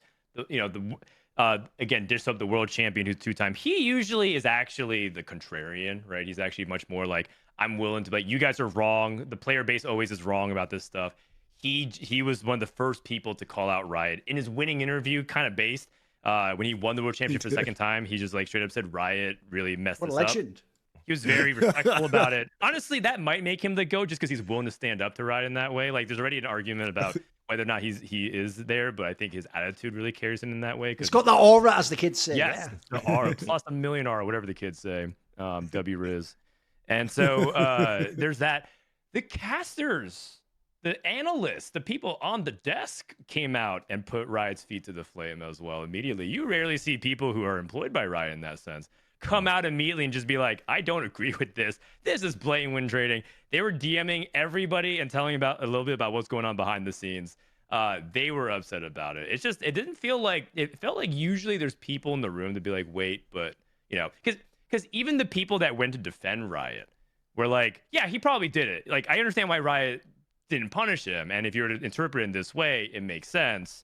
I've had people who formerly worked on competitive operations globally who set executive strategy, as well as people who worked on an esports team, DM me. I had waves of people come through and say like, yeah, this is like, you know, this is just, you know, what it is. But like they're all in agreement. It's like, yeah, it's like probably something that is over the line and he knows what he's doing, but Riot's not going to do anything about it. Well, I think that's where most people are understanding things to be at this point. But you know, in spite of the overwhelming evidence, I think, Dan, that one of the things that protects Riot in this case is because even if all the experts say it, even if there is this big hullabaloo, this game and the decisions that were made, unless you know the game, you can't tell that this was win trading. You know what I mean? Because you have to know the game mechanics. Whereas, let's say that this happened in a different game. Let's say it happened in Counter-Strike and a player just literally runs into a Molotov or is like spinning around and shooting randomly in the air. You know what I mean? It would be obvious to anybody who has ever played a video game that that is inting. That's win trading, or that's throwing, right? Whereas it's a lot harder for outsiders to understand throwing within TFT, and I think that protects Riot, because what happened is this got isolated to the world of TFT and it didn't spread into the rest of esports in the same way, right? Like we're trying to facilitate that right now, right? But it's requiring a show to explain in terms that any gamer can understand about the nature of what has occurred, right? And obviously, this is going to be a long-form show that not everybody's going to be watched, but they are protected from their decision-making on this issue by the fact that there is a level of knowledge to be outraged by this that is required, where that isn't true of traditional sports or indeed many esports, right? I mean, obviously, if it even gets over to the subreddit, it'll be 50% comments from League of Legends and Counter-Strike, fucking 15-year-old Reddit accounts, people that are just mentally ill, saying we're all arseholes. So, you know. By the way, I've got a quick detail generating as well for the discussion. One of the things I have always found very weird about like win trading or match fixing, essentially any form of like not playing your optimal strength level play and losing the game as a result, is there's a phenomenon people probably won't understand, because I used to make this mistake myself as a casual, which is you just think to yourself, but why make it blatant? Why not just play normally? Think about it. I'd always argue it the other way around to the match fixers. Like, bro, you're trying to play the best players in the world. It's easy to just play like 1% worse and lose the game. Like, surely you're not God. You don't just auto win the game every time, Magnus Carlsen. Like, surely you could just like accidentally make one bad move, but instead they always seem to do it this way. They always seem to do it blatantly. By the way, what Monty just said there is one of the reasons why when Richard says there's like a lot of match fixing in Chinese Counter-Strike, he's not making some crazy speculation. I could literally show you real qualifier games of like known players doing shit like almost like 360 spin botting and like dying and like buying the worst gun and running and gunning and like stuff that no one ever does in the game, Monty. Well, here's what's bizarre. I used to think like a noob. Why did they do this? Why don't they do? I think there's two factors. One, first of all, they don't want to actually just seem to be shit at the game. They want it to be known sort of like, oh no, did I lose like that? Guess that's a shame. Because, by the way, they understand in this case, you're very rarely ever going to get punished. They have an ego. And then secondly, the other reason why is actually something Richard alluded to before, which is way darker, which is in certain cases, if someone quite literally, this is a real case, has actually pointed a fucking machine gun at a player who's a teammate of yours and said, I will kill you if you don't throw this game, I imagine you might play with a little bit less poise in that particular particular game. In fact, I think you might go out of your way to lose that game in a way that was very blatant, because you don't even want the chance you sort of trip over and win the round, if you know what I mean. Like, I'd say that's a real thing in the background of that one. It's just a little bit dark. So I actually think that's the craziest part about this whole story to me. This is presented like a really, fringe case of like, did he, didn't he? Well, we'll never really know, we'd have to read his mind. It's like, every expert analysis, like I say, that I've read Frodan, I've been reading them the whole time we're doing this episode. It seems like almost, in fact, it looks like the sentiment from the community is, holy shit, are the Riot people doing the investigation all noobs or something? Do they not even know their own game? Yeah. That seems like even the fan community outside of sentiment. China, it's pretty, like, I don't find it a dissenting opinion. It's weird, isn't it? Even as you say, contrarians, where's the guy who just thinks I'll get all the likes from being the guy who says it didn't happen? I can't see anyone. I'm looking everywhere. Brazil's got our back. I mean, they somehow right, they that's the final. Americas. That's all I We've needed never to been hear. tighter. Right. Yeah, and by the way, it's not like we haven't seen teams in China, even in other Riot Esports, do what is, by the way, blatant positional throwing. So, Dan, I don't know if you're aware of this, but this was like almost 10 years ago now, so this is kind of ancient history in League of Legends. But there was an incident in the LPL, which is the Chinese league, where it was the playoffs were coming up. Okay, this is the regular season, and there was a team called EDG, which every team was very afraid of playing within the playoffs, okay? But they happened to be... So basically the way the LPL seeding was going to work was that there was a match between two teams. And the loser of this, was not going to be against EDG in the playoffs.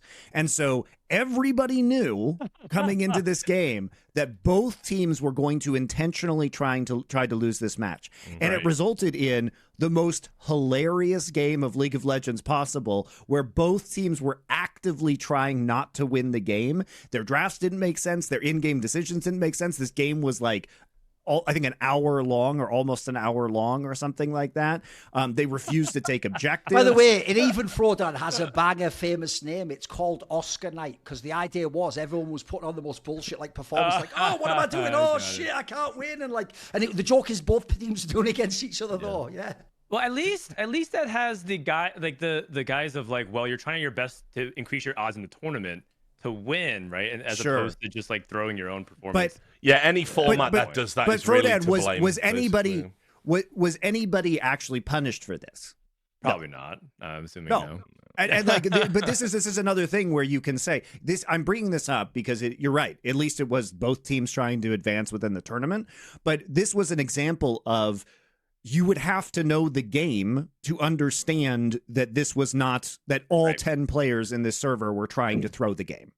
And in spite of everybody knowing prior to the match being played that this would be the case. In fact, Frodan, part of the hype from the fans around this game was that everybody in League of Legends knew what was going to happen in this game, which is that it was going to be a complete shit show.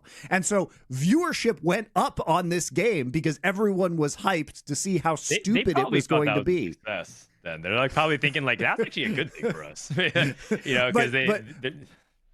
But like, you can't prove that both teams were trying to lose, right? You can't prove it. And it's the same scenario where you can't prove it. And then also Riot just didn't punish anybody for this, which is like absurd, right? You can't have games like this that are taking place. We're happy to announce a new sponsor of the Four Horsemen this week, and that is Ridge Wallets. If you've been spending your time with a huge leather brick in your back pocket, now's the time to go ahead and reconsider. Ridge offers a variety of wallets in materials like carbon fiber, which this one is that I have right here, aluminum or titanium.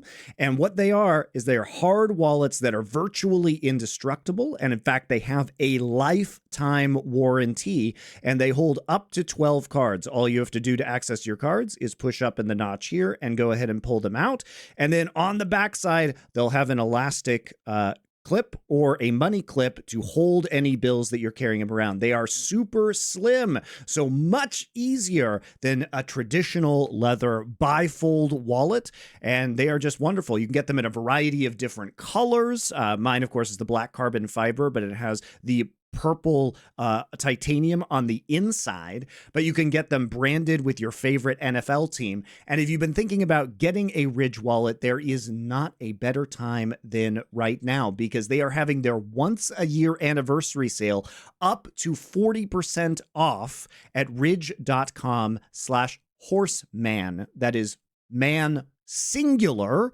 So M-A-N, Horseman. Just head to ridge.com/horseman to see their biggest sale of the year. After you purchase, they will ask where you heard about them. Please support our show and tell them the Four Horsemen, plural, sent you. Our podcast sent you.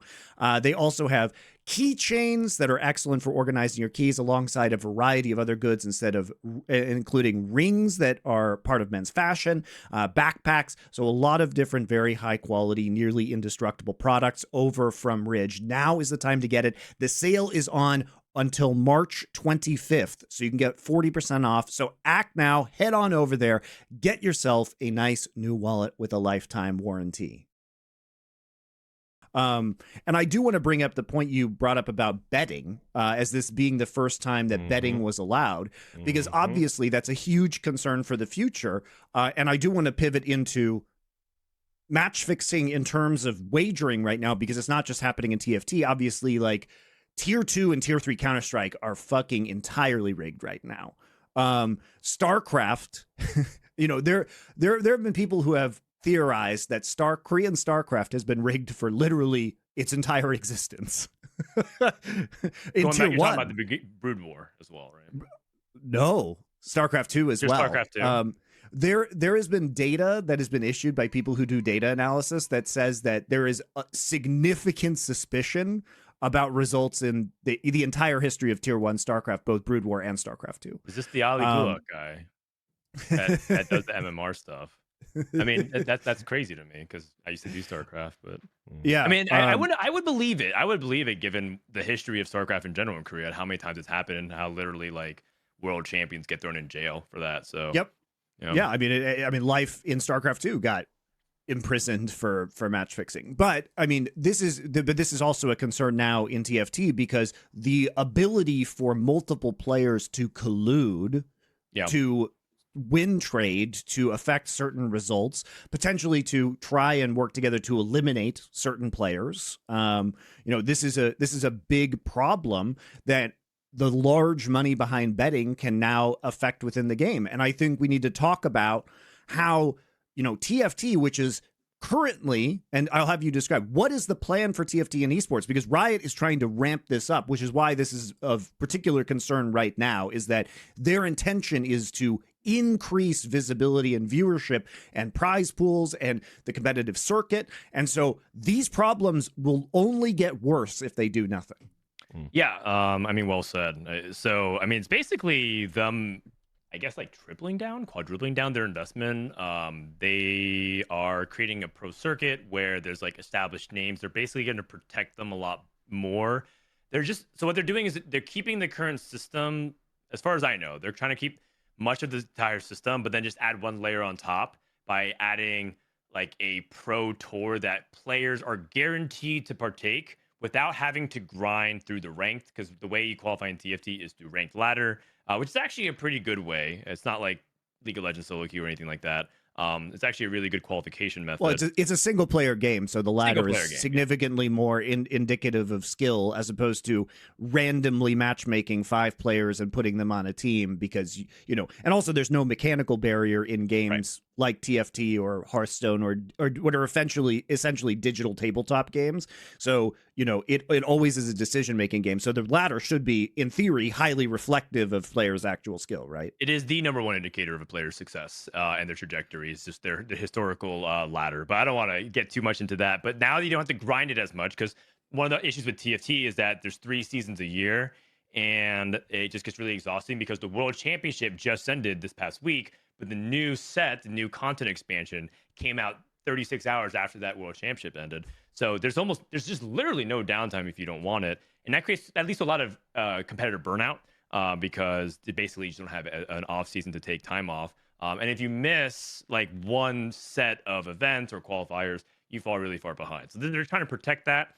They're trying to introduce more unique formats into TFT because part of it is that there's actually a big clamor, and I don't know if you guys follow anything related to TFT outside of the World Championship, but there's actually a growing belief amongst the competitive player base that Team TFT is actually the future because they think 4v4 is way better and it's much more strategically deep for the same reasons why League of Legends and other games are deep. It's just when you add a team element of it, it becomes way more dynamic. And Team TFT is something that I think they're going to explore a little bit more as well. So Riot's like taking it very, very seriously. I will say the other thing that the team, just really quick, the other thing that introducing teams does is it provides more stability to the pro players because it forces esports orgs to sign for players, right? Which then provides like it basically props up the entire ecosystem of pro players because there are more pro players receiving salaries and being dedicated professional players, which then makes the competitive scene more predictable. And, you know, you have a stable pool of professional players to continue to drive the competitions forward. So It does make sense. The path to pro is more consistent. I mean, they to Riot's credit, they really want TFT to succeed. By every metric, TFT as a game is actually threatening League of Legends to a certain degree. Yes, because it's been a huge success for them. There's a reason why they're like taking rewards. They used to intertwine League of Legends and TFT as like if you play TFT, it would count towards things like your League of Legends and vice versa. But they're now separating that because I think TFT is actively starting to cannibalize a little bit of League of Legends. Dan, if you told me that TFT and ARAM were bigger than League of Legends in North America right now, I would probably believe you. There's a lot of speculation. I have no confirmation, but it's been hinted at multiple times by me by rioters that is definitely happening at different parts of the day, if not already has happened. That TFT is becoming more popular than League in North America. And that's huge because that's an indicator. Like Korea and Vietnam, we just talked about, is having a massive explosion. And the funny thing is, Riot doesn't even understand themselves. They're like literally studying the data and they're like reading the numbers really close, and they don't even get it. They're like, is it because of Arcane? It wasn't. Is it because of our marketing bees? It wasn't. They just don't really understand it. And that's a good thing. So they want to like level up TFT as a whole and make it like appropriately the only strategy game that really has a strong competitive circuit within esports. I guess you could argue chess. But everything else doesn't really exist. Hearthstone has long been past its glory days, although they're trying to revive it. And so they actually have been doing a good job with that. And it just feels like just bitterly disappointing that this happened because it just feels like a giant fumble at the worst time, like literally 2 days before they announced like this huge esports circuit that everyone should be excited about. No one's talking about it. No one's really that excited about it. It's just all memes about the meme is shifting momentum because that's a term that they say like, oh, the player needs to dramatically shift. So now whenever a player makes something a bad play on stream, when I'm making a bad play on stream, everyone just types shifting momentum. It's a gif of the guy removing his items. And it's just like a giant you would have thought by now Riot Games would have learned about the Streisand effect, but I guess, you know, maybe 1 year. It's a bummer, man. Yeah, another reason this is actually a very relevant topic to bring up now is regardless of what happens in this case, looks like this one's done and dusted. They're not going to do anything now. They've made their ruling. You can get mad, but I can tell you, Riot, if they choose to, can just stick their head in the sand and just ignore it and just go on with life. As you said, the more tournaments are coming up, people will forget about this soon. But the problem I have is this. If this is the format that's being used, I can tell you, Riot still uses this format. This is the format that was used in something comparable, was just used in their international tournament in League of Legends. They just did a round-robin tournament. And guess what? Round-robin also provides the exact same opportunity. In fact, it happened in this most recent first stand tournament. What happened was the best team in the world, the Korean representatives, Hanwha Life, were left with a choice on their last game where basically, if somehow they'd have lost this last game, it would have ensured the Chinese representative, who on paper was the second most likely team to win the event, by the way, wouldn't make the playoffs. Because in this format, you had 5 teams and only 1 team didn't make the playoffs. And basically, they didn't lose the game, but put it this way, this already, the fact that this is in the background, people knowing, wait a minute, essentially, it might actually be to your benefit since you've already qualified. They were going to top the group anyway, to eliminate your main rival so they can't, like, you know, get stronger 2 days from now and beat you in the final. Didn't happen anyway, by the way. They did win the game. But put it this way, even when they won the game, Frodan, because, again, this is totally human nature, you're not in your last game in a game like League of Legends. And by the way, we're using this thing called failures draft now, where basically it's like even more strategically like deep or whatever. I've been seeing some of it. Because of this, you're obviously not in a meaningless game for you anyway, going to use your best draft, are you? You're going to save some of those secretly. Well, because they went the other way, Frodan, and used, like, let's just say in a very experimental draft that looked like just like they were fucking around, basically. That's like a scenario where that gets really complicated, because in this scenario now, if you're going to ask what is soft win trading, an obvious thing would be just make it like so that the game's easier for the opponent. Well, the problem in that scenario is you're blurring the lines between, are you just not trying your hardest because you don't want to give anything away? That can be a smart strategy. And by the way, that's not even considered unethical. People do that all the time in games. In fact, the famous saying from Counter-Strike was, you're saving the strats for the major. You're not going to try everything in like a greenless group stage game. But the problem is, if you were, as I pointed out, like say 20 minutes ago, if you actually were really smart and you wanted to lose a game, wouldn't the most genius way to be to make the plausible deniability? Well, I was just experimenting and I picked the wrong comp or whatever. Like, that's a very smart way to like then lose the game. And so it didn't happen, luckily, in this case. So again, everyone could go, oh, phew, no problem. But to me, I find it really disturbing that like this not only is going to happen again, but as we're talking about here with the precedent set by Riot, essentially, as long as you have everything nailed down and you haven't stupidly told somebody you did this, you could just openly do this. And by the way, Frodan, you could do even worse. As we're talking, the biggest joke of all to me about the Chinese player is actually he's opened the door for a million arguments to actually match fix a game. Like, hey, I had bad ping, so I misclicked, or, oh, I've never used a PC. By the way, I didn't even get into the fucking absolute clown show of some of the dog shit where he was saying stuff like, I was using the PC at the hotel and I tried to take the mouse, but they wouldn't let me. What are you even talking about right now? Yeah, I forgot about that, yeah. Are you an idiot or something? I didn't even get into that bit because I thought that'd just distract from the whole story. But like if we're talking about this just in a case of like, I just did it maybe because he's Chinese, what happens if someone actually does want to match fix and they actually intentionally know, like, wait, I'm out of the tournament and I can get how much money, and someone, like, essentially, to me, Frodan, this just opens a Pandora's box of this stuff in the future. Agreed. This feels like, to me, and if it's like the way you put it going to my head and I have to kind of talk about it, it feels like a kid who's not used to playing on the big stage thought he was doing the right thing for what he was been told. There's also been stories in the past where it feels like China admins encourage people, like, kind of before the tournament starts, like, hey, if you're in a position, like, like, help out China, right? I think that's happened in other games. It definitely has happened in TFT. I think he probably thought he was doing the right thing. He's been thrust into the spotlight and have to explain himself on the stand, right, under perjury of law, and is doing a terrible job defending himself, sort of left to fend for the wolves because Riot can't actually do it. Riot NA had to try to explain for them, didn't do a good job doing it, and their due diligence was thrown out. But they were put in a pretty terrible position by Riot China as well. No one's working together. No one's helping each other. It feels just like everyone's just kind of letting each other drown. You know the meme where the kid is like suffering and then there's a skeleton in the bottom of the pool? Yeah. It just feels like everyone is just trying to not be the skeleton, but they're all drowning. And I just feel like the situation is just so unfortunate.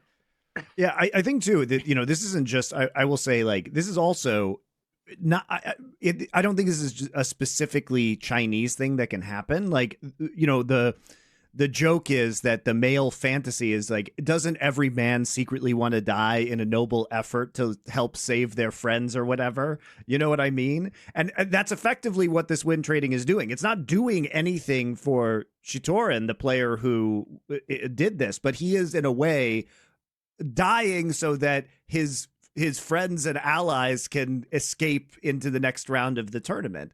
And I think that is a natural inclination for anybody, really. And like, it's something that will continue. Even though I get what he means, I just can't handle that phrase in like the actual Spike Lee movie, Do the Right Thing. Like, it's a very different movie in China, Richard. Esports version. I think Riot can do things about this. But I think the first thing that needs to come forward is that they have to be willing to do something. And right now, I don't think they are. They also need to just increase transparency across the board, because if you were also to like, and I appreciate you guys keep bringing up that's probably not just a China thing. There's been accusations that it happens even in North America, and we're considered to be one of the top regions as well, whether both soft or just straight up doing it. And so, Dan, let me tell you when it's going to matter. I'm going to tell you exactly when it is going to be super imperative and important that we use fucking experts to forensically detail whether or not someone is win trading. When Vietnamese players do it to the detriment of Chinese competitors. Then you will see. then you will see there will be a fucking uproar, the likes of which has never been seen before in TFT, and all of the experts from all over the world will be called. In fact, probably there'll be some Riot friendly brought out and gone, oh yes, this is absolutely unequivocal, and their statement will read very different. It will say, after consulting with multiple experts in the space who have asked for anonymity, we conclude beyond all reasonable doubt that win trading occurred in this instance. And then that still won't be enough. And the Chinese players go, well, probably you should ban, all these Vietnamese competitors from, trust me, I've been around esports long enough now to know that these things always end up cyclically coming back, and the antagonists end up essentially having to take the opposite position that they held just a few years prior. The only reason this isn't made a much bigger deal of when it happens is the average esports fan has the memory of a goldfish, and they don't hold people accountable when it comes up. But it will certainly matter if a Chinese competitor suspects they've missed a placement because of win trading. Oh, you won't stop hearing about that. Yeah. So Dan, let's talk about I just want to add one more story to that. Is that Vietnam actually had a scandal with an illegal TFT gambling ring, where some top players got involved and not only got lifetime ban but also jailed as well. The gambling ring was basically the equivalent of kind of like TFT dog fighting or whatever. Basically, there'd be a bunch of people who are wealthy betting on a ring of TFT players who are playing the game, and they were also doing a bunch of match fixing, stuff like that. So one player who got a world spot got a permanent ban or a 1 or 2 year ban, but basically indefinite. So yeah, Vietnam is very much happened in League 2, Dan. Literally half of the Vietnamese League of Legends league was banned last year because of match fixing. You're right. So Richard is spot on. I feel like that's basically something around those details are going to happen like that. And the prison one always cracks me up. I just can't imagine that convo. Were you in for killed two people in a bar fight? What are you in for? Match fixing in TFT. Fucking Warden, get me away from me. It's dangerous. I can't handle it. Get me out. Now, if you're grinding Teamfight Tactics lobbies, you might want to get some Factor so you don't have to worry about ordering food or cooking, and you're going to get healthier options delivered straight to your door. How Factor works is it arrives fresh and fully prepared at your doorstep once a week. You can choose from their revolving list of pre-made items, and all you have to do is pop it into the microwave for 2 minutes, and you will have up to 40 options of 8 dietary preference meals that are on their menu. It could be Calorie Smart, Protein Plus, or Keto. You can also stack your box with smoothies, breakfasts, grab-and-go snacks, protein shakes like I've had in the past. So there's a variety of additional options to fill out your pantry and your refrigerator every week so that you can, frankly, get to playing games more. You can reach your goals this year with ingredients you can trust and convenience that can't be beat. Eat smart with Factor. Get started at factormeals.com/factorpodcast and use code factorpodcast to get 50% off your first box plus free shipping. That's code factorpodcast at factormeals.com/factorpodcast to get 50% off plus free shipping on your first box. As usual, supporting our sponsors is the best way to support Last Free Nation and the Four Horsemen. Thank you very much. What are the conversations right now? Because obviously with the doubling down on the competitive experience for Riot, clearly, competitive TFT and esports TFT is a priority for them. Would you advocate for a change in format? Because, to a certain degree, Riot, this is never going to be provable, right? And even if, based on the response that you've given, even if every expert who speaks English comes out and says it, there are going to be these Chinese stands who are literally trying to crowd fund this player out of trouble, right? Yep. So they're not going to believe it because they don't want to believe it, even though every expert will say that this was definitely win trading. There is no ambiguity. So if this is the most clear-cut case of win trading that will ever exist, surely if win trading exists in the future, players will not be quite so dumb about how they do it, and maybe it'll be more subtle. There'll be more of a gray area potentially. So what do you advocate? Is this a format problem that can be solved? Do you think that Riot should have some sort of council of experts who renders their opinion? You know, the problem with this, I see, Dan, is that if you were to select a council, the issue with this is because this is a non-mechanics game, the best experts are always going to be the best players who understand the game the best. You know, this is a problem with games with no mechanics. Like in other games, you can be an absolute strategic dumbass, but have God aim, and you're just a player who's getting, you know, told what to do by a great IGL in Counter-Strike, right? You don't have to think, you just have to shoot gun.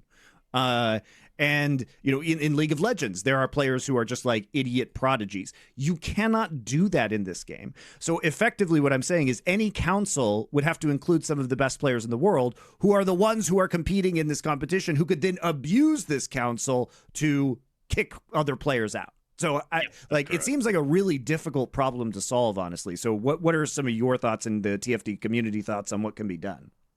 That is a good summary of like level 1, which is sort of like is the current way we compete in TFT as a solo competition sort of going to always have this issue. And to a certain degree, yes. One is that they can increase transparency of the players' POVs. I just think that there aren't enough barriers to entry, or deterrents for that. One, they're not punishing hard enough. Two, it used to be common practice to force people to have streamed POVs, to have their webcams on and whatnot. But like Riot keeps trying to lower the barrier to entry, right? You don't have to have a computer. Apparently, you don't have to have like a good streaming setup. They've reduced these requirements. As a result, it's kind of led to more integrity issues because there's accusations of people who are playing. Oh, like, is this guy even playing by himself? Is he Discord screen sharing and getting advice there? And so I think, first of all, they need to like really make competitive integrity a stronger priority by forcing people to be more transparent about their gameplay. There's a group of people that think that the format needs to dramatically change. That's why we talk about team TFT. 4v4 TFT could be summarized as competitive win trading, actually, because in TFT you actually play against your teammate very often, and you want to lose for your teammate, but that's to ultimately feed like a carry of the team, which is a different dynamic. But if it actually 4v4 solves this problem kind of permanently, which is why it's gaining more popularity as a format. I think Riot's a little bit hesitant because they don't want to make TFT a team game. That'll probably ultimately turn the game more toxic and also make the experience of competitive versus solo extremely different. So I don't think they want to do that. Yeah, they really hate that in League of Legends, by the way. That's why they just dropped the fucking nuclear bomb on lane swaps, right? Because they don't want the solo experience to be different than the competitive team experience. Yeah, and that's consistent for a lot of other games as well, so it makes sense. But I mean, either way, I do think that it needs to be done it needs to be stronger in terms of their standards. They need to have like a global warning and a strong stance about like this is the case. I do think that council needs to be set up. I don't think TFT is a game where you can't have people who aren't the very best players identify. There's definitely people who are capable. Like, again, this was like so obvious and over the line that I think players in Diamond could probably be on the council and get this one right. And I'm not saying that as like to be mean to Diamond players. I just think it was that obvious. But in cases where it will be less obvious in the future, presumably you might need additional expertise. Yes, agreed. And I think that that's definitely part of the solutions. But yeah, transparency, stricter guidelines, a global warning, a council, and I think that's a big step in the right direction. But perhaps most importantly, they just need to earn the trust back of the players. I think a lot of people just don't trust Riot right now. And kind of what Richard was saying is sort of they're sort of having their come to Jesus talk about what Riot can do to their favorite game. Because we kind of thought for a long time that TFT understands we're different, we're not really part of it. But now that Riot is putting more money into everything, they care about everything now, right? Yeah. Like, so now with the pro circuit happening, before in the past, engagement, viewership numbers, clout was not actually like a real metric they care about, but now they do. And so they have to earn the trust of the players back. There's too much on the line. And if TFT is going to be part of their global strategy moving forward, which is going to be the case for Riot, given the spot that League of Legends, Valorant are trending in, TFT is really well positioned, but they need to earn that goodwill back because they just spent a ton of it. They will earn it back the way they always earn the trust back. They will be petty, petulant. They will threaten people. They will do all the usual bullshit they do behind the scenes. And ultimately, what'll end up happening is people will start realizing real quick that if you care about a competitive space that Riot Games has created, it unfortunately comes with the downside that Riot Games are going to rule it as if it is a kingdom, and they are not going to treat it in any fair and open sense that you might be used to.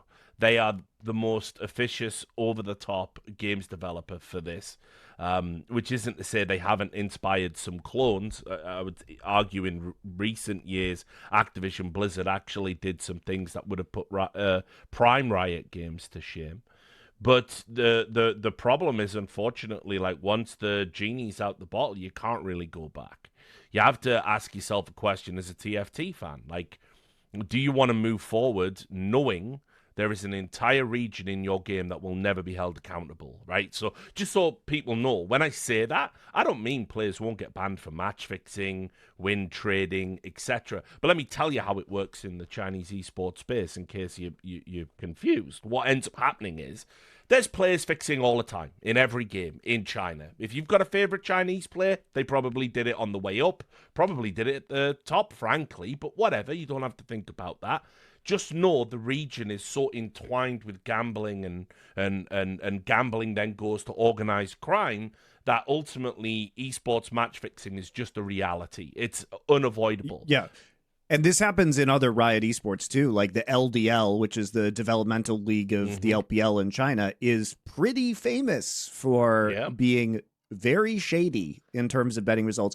And, I think now's the time to talk about this too, but we've seen, for example, a lot of tweets by Kassad recently, where he is talking about the match fixing in Tier 2 and Tier 3 in CS. And he is a coach who has worked in Counter-Strike for many years. He is also a very astute bettor. Like he knows a lot about betting theory, and he's basically made the allegations that CS Tier 2 and Tier 3 is entirely fixed at this point in time. And like, this is just true of Tier 2 esports globally. It's true of Tier 2 esports in China. CS, the Tier 2 of CS is mostly in Europe, obviously, but there's increasingly large numbers of Russian players and Eastern European players, so the corruption and money laundering and attempts to dodge sanctions are all there. But this is a big problem. Like, you guys want to talk about this in Tier 2 Counter-Strike right now? Well, just to wrap up on the Chinese region specifically, I've always maintained I'm broadly more sympathetic to people in regions where the ties to organized crime are more prevalent. And so for TFT fans, understand you are going to get people made examples of at various points. What generally happens in China is one day somebody says, I don't want to fix any more games. They'll start with spot fixing. You give up the first blood here, or whatever it might be. I don't know what the equivalent of a spot fix would be in TFT. I don't know enough about it mechanically, but I imagine, for instance, you could delay when you level up a character. So, because of you probably bet on when the first one gets leveled up or something. But anyway, whatever.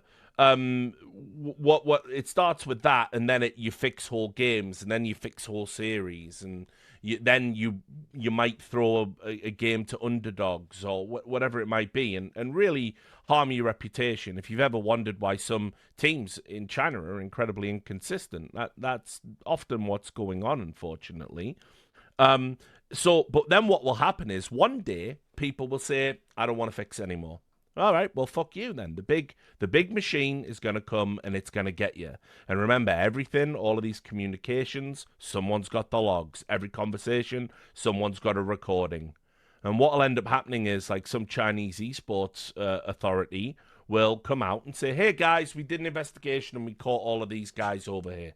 And yes, of course they caught those guys over there because the fixers and the people with the money people, they've been recording the whole fucking thing. And these kids get served up.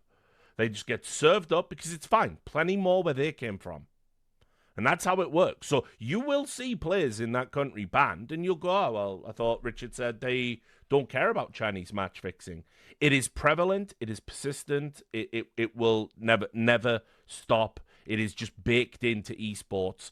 And as I said, when one region is essentially playing with a stacked deck, although I am watching what's happening in Vietnam with great interest, they're coming up very strong when it comes to the match fixing now, just in terms of scale, infrastructure, and sophistication of the methods.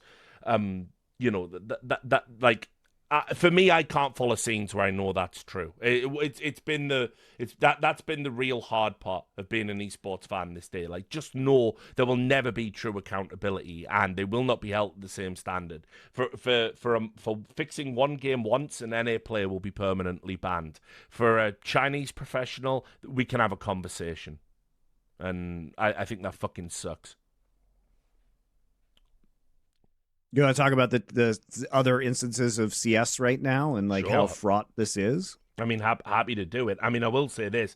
It does make me laugh that Kassad tweets about it, because let's just say if Kassad has opened the cellar door and seen the creature in the shadows, I've opened the Necronomicon. He doesn't he doesn't know, right? Like, I mean, I'm talking about tournaments that are completely construed from start to finish for the sole preserve and purpose of match fixing, like WWE, where almost every team has at least one member in open discussions with the tournament operator. I am talking regional casters selling the clean feeds they use to cast the game for hundreds of dollars per map to anyone that wants to buy them.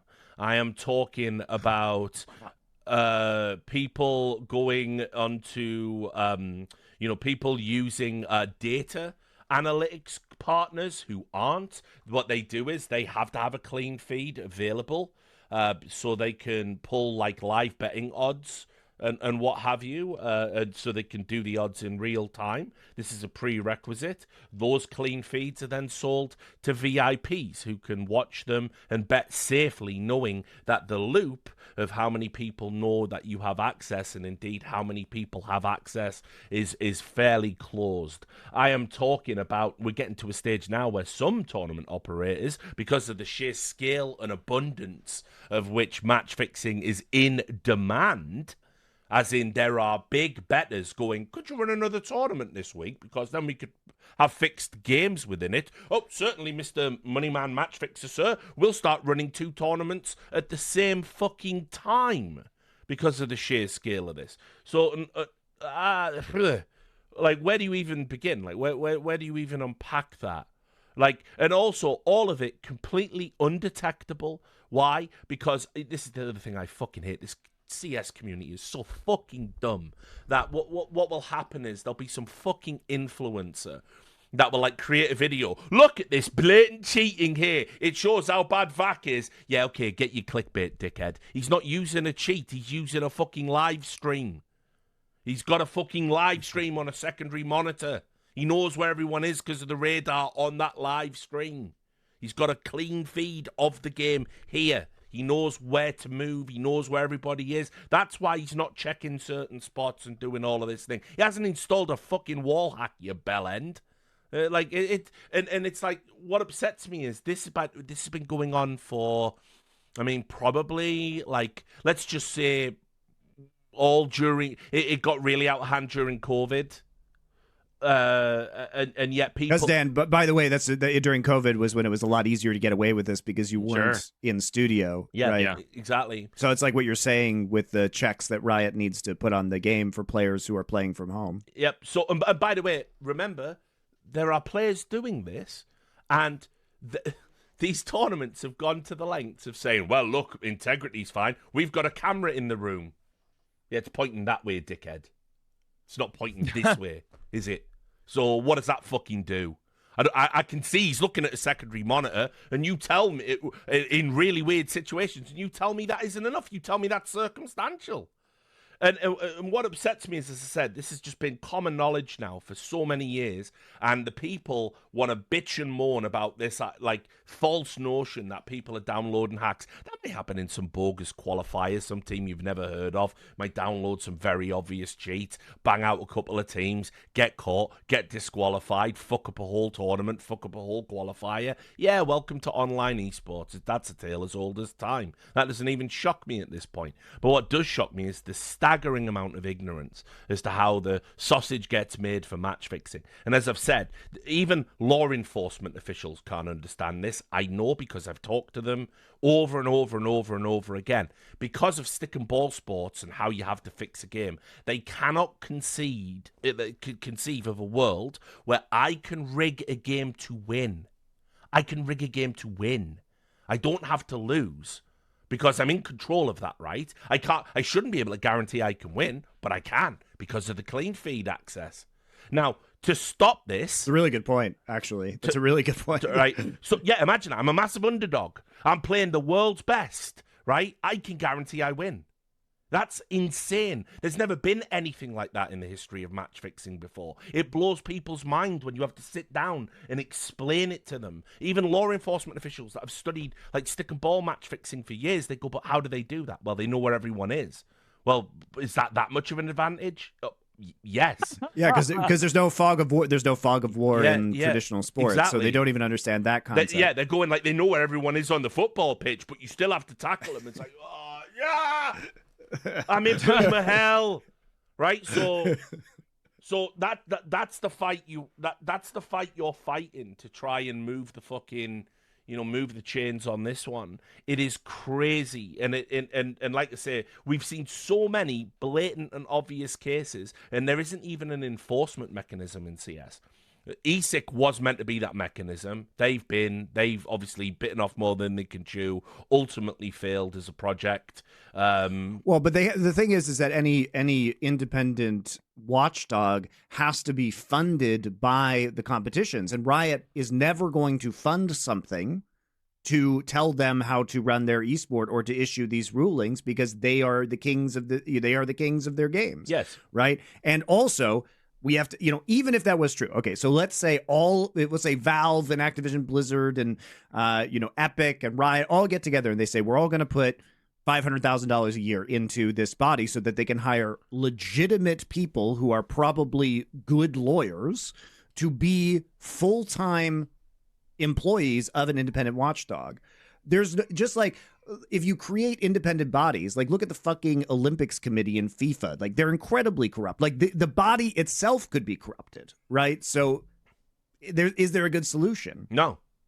You see, for the Riot Games world of things, the match fixing is simply whether or not it is kind of, first of all, it has to be, anything that Riot Games acts on has to be publicly noticed.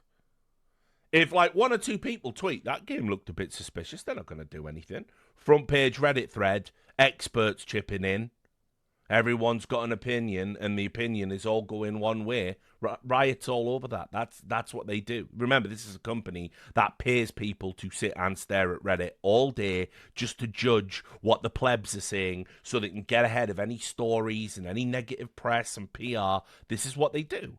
And so you're not going to react to you're not going to proactively attack systemic match fixing. There's no way. You can't do it. It's so baked into the fabric of Chinese society around esports. It's impossible to tackle. You try not to think about it in NA, although if conveniently a player you don't like happens to be adjacent to some match fixing, we can use that as a mechanism to totally fuck up their lives. And they will do that with relish and glee. But they in the same way that when there was a clear Adderall problem in the LCS and experts and people will go into Riot Games, you should probably get on top of this, right? Because like we're having a bit of a crucible of it in other esports, and Riot Games. Sorry, go on. I as an owner, I brought up the Adderall issue to Riot employees, and I advocated as a team owner for drug testing for Adderall within the LCS. They laughed and said they would have to ban the entire league. That was their response and there to it me is. when I asked for drug testing. Right. So that's Riot Games' attitude towards proactivity of a problem. And by the way, some of these players, it weren't even subtle, fucking jaw like they're on a debate stream, fucking fry an egg on the fucking forehead. Like, I mean, these people were absolutely fucking cooked. You could see what was going on. And Riot Games don't care, because if it doesn't go viral, it doesn't happen. And so when it comes to how they're handling match fixing, the Chinese region self-regulates in the sense of what I said. There is a churn. You are useful, you are useful, you are useful, you are no longer useful, you are punished, you are cycled out. Sometimes, by the way, only for 2 years, or a year, or 6 months. Inexplicably, it's the one region where we sort of have a nuanced chin stroke about, actually, well, you know, he only fixed that one game in that one instance, so I think 6 months is appropriate. Did an American player fix a game? Well, you ban them for life, dirty scumbags. It's like it's crazy, right? So, but for whatever reason, there are just forces in China that will just issue their own bans and deal with it their own way. And Riot obviously are complicit with that and will not interfere with that. For every other region, it's pretty much what is happening in the public. And if it's provable, fine. They don't have an investigative mechanism. They're never going to get ahead of it. They're not interested in getting ahead of it. No one is interested in getting ahead of match fixing, because, by the way, do you know you fix this tomorrow? Well, for the most part, not always, and certainly not in China, but for the rest of the world, you fix it tomorrow, you just don't have action on the games. That's it. No betting site, no legal betting site takes action on the games. You just don't offer odds on those games. And by the way, for CS, Valve have now made it so a tournament operator cannot even exclude players they believe have match fixed based on their own partners telling them there are suspicious betting patterns when these people play. You still have to invite them based on world ranking. By the way, this is a good time for me to jump in. I'll actually take that last point. I'll do it in reverse order. So what Richard's talking about, Frodan, basically, is actually something that happened. This is actually tied into the whole Tier 2 thing, which is the biggest Tier 2 online tournament in Counter-Strike. It's called CCT.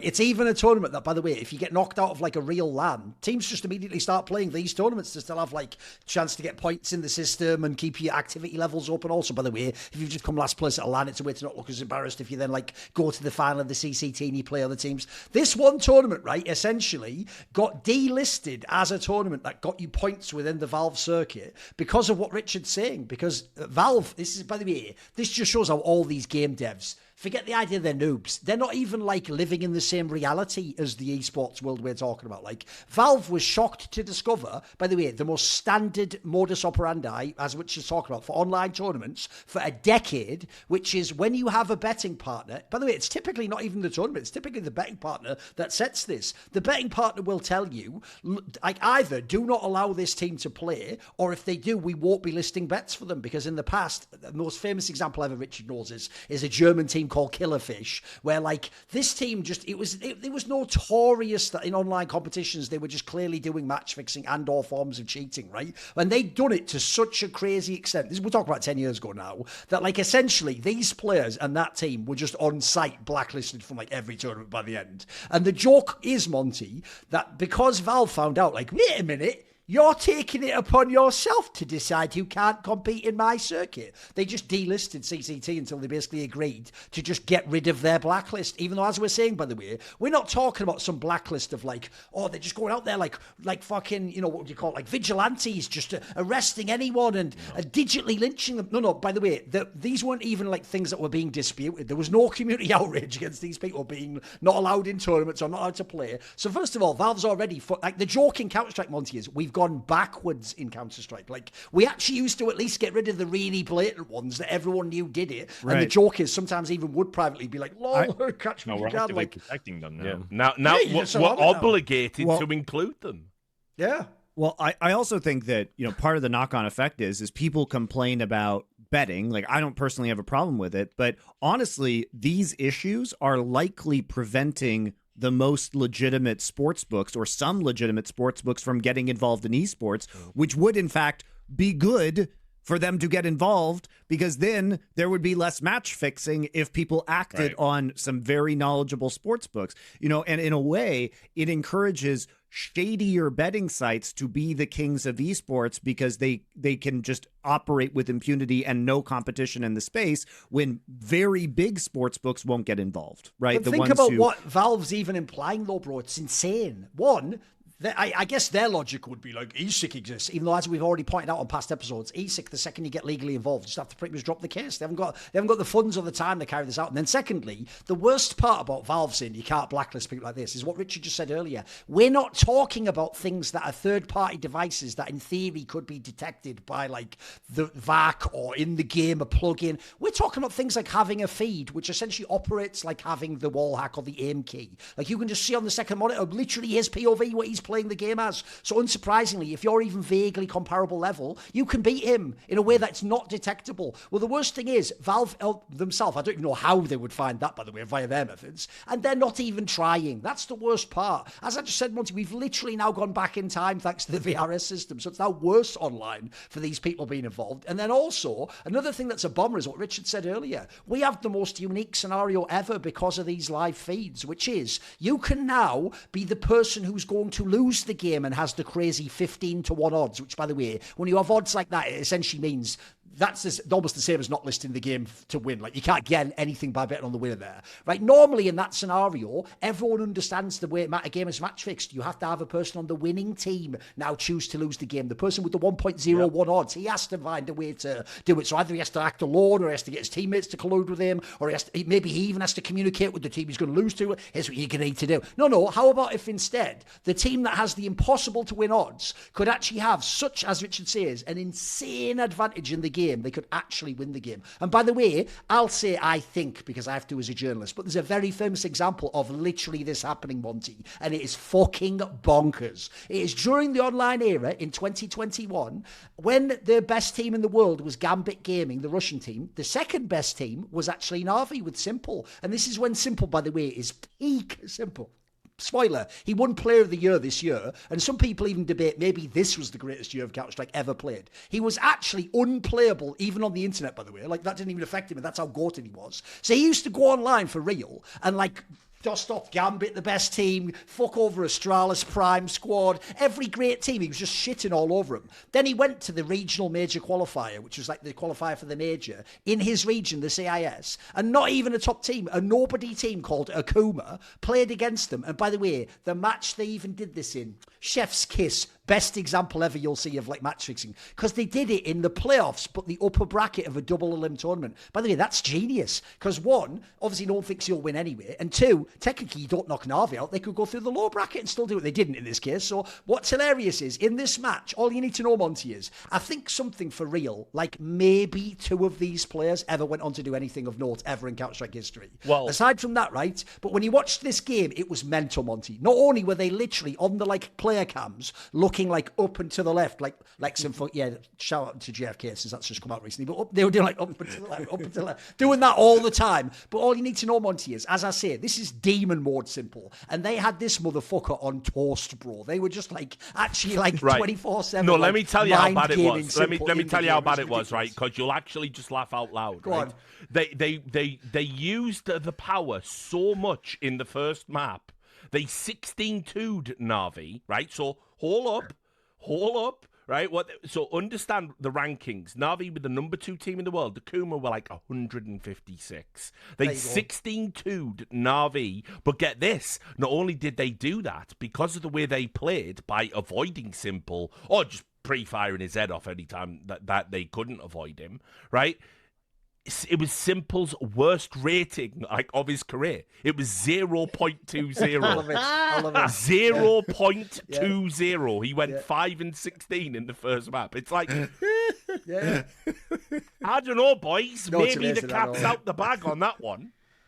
Yeah. So even amazing. at tier 1 levels, it's just so obvious. It's wild, isn't it? Beyond the It's crazy. Beyond And by the way, I'll even throw Nothing one is last thing in. I think there's even an obvious reason why actually match fixing is way worse and way harder to catch than 10 years ago, which is one of the other famous things about the infamous... This is why, by the way, the saddest thing about iBuyPower getting banned at the time indefinitely, essentially for life, until Steel recently got unbanned. The craziest thing is, it actually sets a stupid precedent for people who didn't look into the case, where they think, oh, right, so they caught the bad guys, they punished them, and they're going to do it to other people. It's like, no, one, I said earlier that thing about Richard had to get like physical, real-world evidence where they essentially admitted their crimes, like, and by the way, in insane detail, Monty, like literally, and then we did this, and you won't believe I'm doing this next, and then I sent the money in this, like, for like a level you'll never get ever. Like, this is like the famous Lena one where I said you'd have to almost like film yourself, and then they really did it by like leaking the stream or whatever. Fiction. It's almost like that one where you'll not only never get that again, but even worse, back then, Monty, these people, because they really just thought no one's ever going to look into it. Because by the way, there's a detail about that famous case people forget, Monty. There's even an angle that makes it not seem as bad, which is one, it was a meaningless match for iBuyPower, and two, the team they did it against was actually owned by Dazed, who played for iBuyPower, which, by the way, it's spoiler, that's why we don't allow conflicts of interest, you dickhead fan listening to this now, you fucking cretin, because if you don't allow that, you don't incentivize this behavior. But anyway, so in theory, he was like cheating against his own team, sort of, Monty, allowed them to win. So that made it not even as outrageous as some of these examples we're given now. But lastly, this is the craziest smoking gun part as well. You know, I said earlier, Richard shouldn't even have needed that, like, texts on the phone, because, bro, they had the fucking skins traced to their accounts. As in, these people, Monty, were so old school in betting, they actually just bet the skins via a third party, and they were just sent the bet skins to their accounts from the crime. That's like at the end of doing the crime, bro, I had a mask on. Yeah, but you've got a giant sack with a fucking dollar sign on it, with all the notes in, with all the fucking serial codes. Like, so here's the saddest part, guys. That isn't even what's going to happen in the modern day. In the modern day, thanks to your beloved crypto, you will never trace any of this shit. There are a million ways to send people money anonymously via a million different stops and that's why, to me, I actually think it's really sad, because what I'm sort of opening up here is, like, it's actually, as far as I can tell, never going to be solved, because the reason it's rife is because the methods of sending the payments a million, as Richard said as well, here's another problem. Even to this day, there are famous people, by the way, Frodan, like actual journalists and scene figures who've been around a long time, who think things like that the only form of match fixing is I'm the favourite and I get everyone in my team to agree to lose the game to you. They don't understand, like, what Richard's saying. Like, you do like a spot bet, or, by the way, the classic example in Chinese match fixing is you play a double elimination qualifier, you do it in a round where no one expects it, you lose one map, so the map is thrown, but then you win the match because they're worse than you, and you sort of like, you throw one in the map and then you turn it on because they're way worse than you. Stuff like this is so hard to prove. Like, it's already really, really hard to do. So unfortunately, to me, if anything, I feel like we've just gone backwards. It's the Wild West now, and they're sort of just saying, like, if VAC catches you, you're banned. Otherwise, God bless, enjoy playing online. Enjoy boys. But think about the other result of this in TFT. Like, if they were to introduce new controls or a council of experts in order to render judgments, they would basically be implicitly, they would be implying that this previous example that we're talking about was fixed. We've got to get rid of that term, though, like council. Like, this council does not grant you the title of match fixer. Whatever. but you know what I mean? Like, if you had the expert testimony and you start adding, if they add it now, the implication is that this was win trading. Right. And so also, it's by the hard way, to do. That's why, if you notice, we're intentionally picking cases like this where it seems like really blatant or incredibly implausible that it was like a mistake, or it was just like, bad. Because there's another thing. If you say, I understand the stupid sort of, again, letter of the law thinking that Riot's doing here. Their logic would be, well, then you will open the door for like corruption and abuse, Monty. Like, what if someone just doesn't like someone or thinks they're not a good player, and they decide?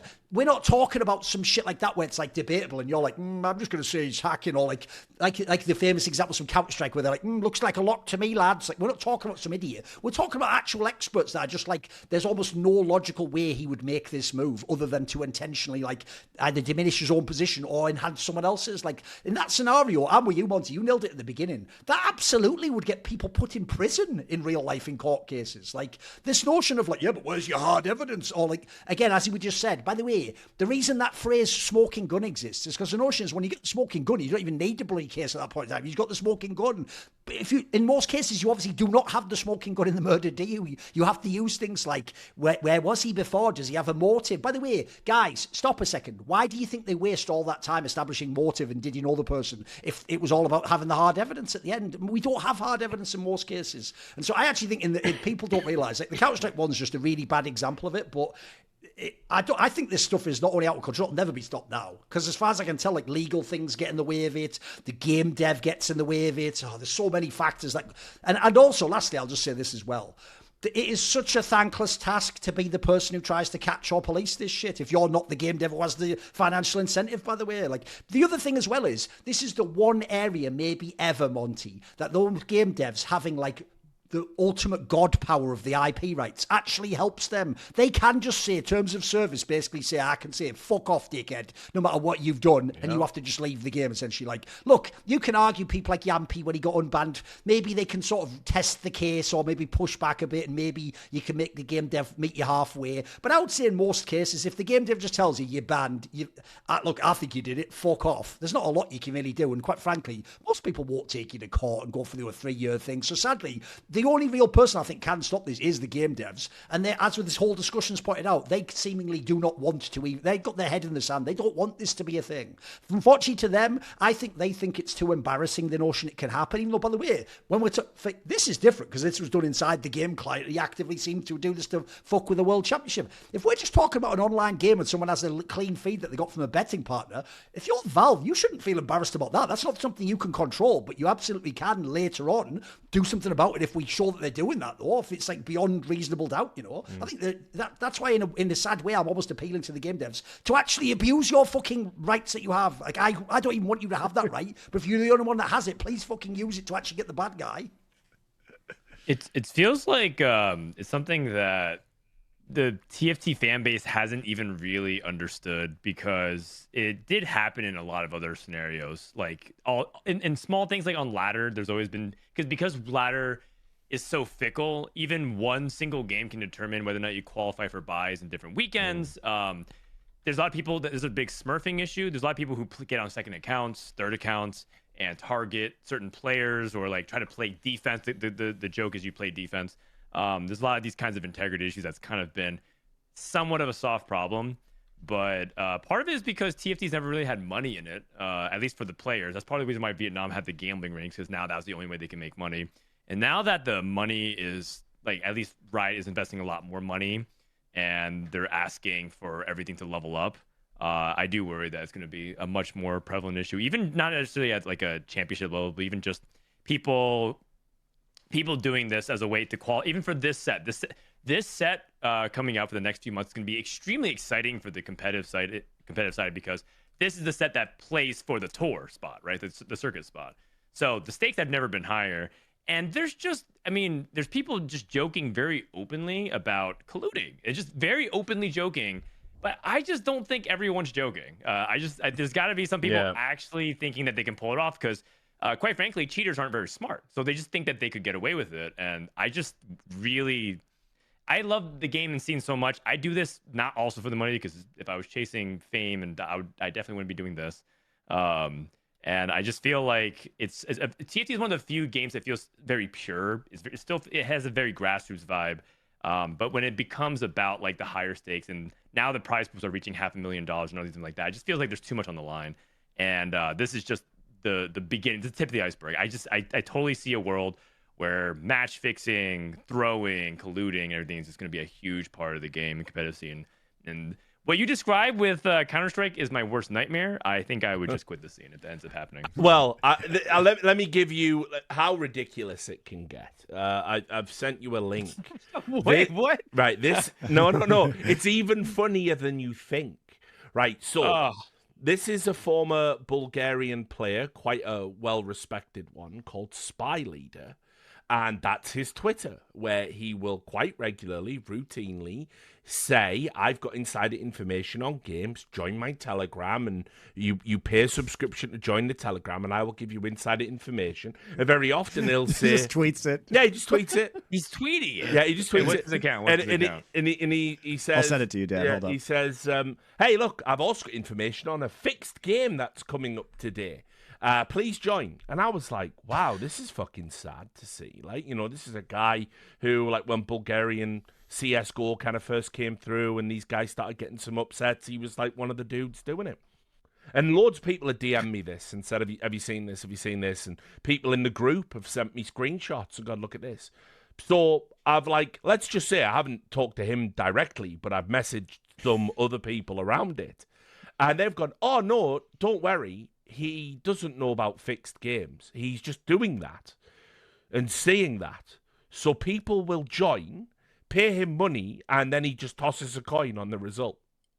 And if the game goes the way he says, he looks like a genius, and they stick around and they pay him more money. And if they're wrong, they get mad angry and go, you scam me. And he goes, but you were trying to bet on a fixed game, bro. That is hilarious. I'll give him that. It's kind of funny, though. Yeah, exactly. Like a sort of a movie way where I'm rooting for the bad guy. That's funny. Yeah. I'll give him that. I mean, it's still massively unethical. But, so I've had people, compare him to the Robin Hood of the match-fixing world in a way. So, it's... That's not all heroes wear capes. Indeed. That's how dumb CS is. Do you imply this match was lost on purpose, or what are you trying to say with this tweet? Just curious, man. Yeah. Yep. And by the way, as well, though, there is a dark element to it which cannot be overlooked. Sometimes some of those games are just two legit teams, and he's implying in a private Telegram group, yeah, got insider information. Yeah, they're about to throw these totally good and legit players are match fixers. It is insane. It is insane. I wonder how much the lifetime. I realize he has 3 personal subscription plans. He's got the plan. Line up, Dan. Sky's the limit, mate. A lifetime. Yeah, a lifetime. Wow. A lifetime. All right. Final thoughts, guys, on this. I think we tried to contextualize this in other esports as well, just so we don't want to think that this is only a TFT problem. I think this is a growing issue across multiple esports that we've been aware of, honestly, for decades now, but the problem seems to be getting worse, especially in smaller esports or tier 2. And I think more conversations need to be had about this, and hopefully you guys who are not involved in TFT now understand what was going on in TFT and the major story from this last week. Well, we should end with Dan. So, Dan, start cooking up a wonderful monologue to close out the show, because indeed it was about TFT the whole time. At one point it was. Now I'm intrigued about this 3-in-1 plan. Hey, listen. He's only steered me wrong every single time. So yeah, he's never led me wrong either. Yeah.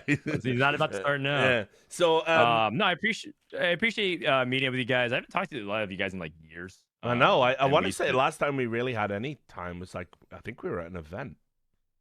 Remember? Probably. I think several years. I think it was probably before COVID, actually. Probably at one of the maybe dream hacks. Yeah. So it's good catching up with folks. I think TFT is really easy. I think just these days it's really easy to fragment on your own island. This was a really eye-opening for myself to even hear about what's going on. It's nice to know that we're not alone in some of the scandals and controversy. Yes, we're just like the big boys. Yeah, we have corruption and stuff too. Cool. I actually was a little bit hesitant to actually even accept being on the show, being very transparent, because I wasn't sure what to expect from it. But I think you guys handled the topic really well from all different angles. And I think that this is an issue that is I only came on the show because I think it will be important, not just to get the message out, but also to try and hold people accountable for it. There's some people who probably think they got away with it because I think Riot had the perfect picture perfect ending. Right? They basically had the ending that they wanted, and they got sort of bailed out because TFT is accused as a game of variance. It's a game where it's very luck driven. Skill does not have much influence, and yet we see 2 people win 4 championships out of the past 5 in the past year and a half, 2 years, which is just incredible. It's just the skill edge in this game is amazing. It's a lot of luck, but it's a lot of skill, and I really believe in TFT as a competitive game. But I believe in it less if we're going to be doing actions like this, and that really hurts me to say because I've been doing this for too long. I don't want to make more life pivots or transitions. I really believe in what TFT has to offer as a competitive game for many years to come. And I think this message is important. So if Riot ends up watching this and getting mad because I said that the decision was handled incompetently. I hope that you take those words to heart. Like, I think that like this means a lot. It's never too late for competence, right, Dan? It's never too late to do the right thing. And I just think that moving forward, you're going to be challenged a lot. I think we're going to be challenged a lot to be doing the right thing. And I think that I was scared in the past to speak up about it because I didn't want to rock the boat. So this is me being accountable to myself in the past, because in the past I was a young kid, 21, 22, who had a voice and didn't use it. So I appreciate you guys for having me, and I hope that we can do the right thing moving forward. Perfect. Well, thank you guys. Any final thoughts from Richard Thorin? Everything said? Dan All said right. it best. Well, very well said, Dan. We do hope that these issues don't happen in TFT or other games in the future, but I would say it's been tough going so far in esports, and nobody has really found a solution to these issues. So, as usual, we'll see you next time in Esports Till End Asked.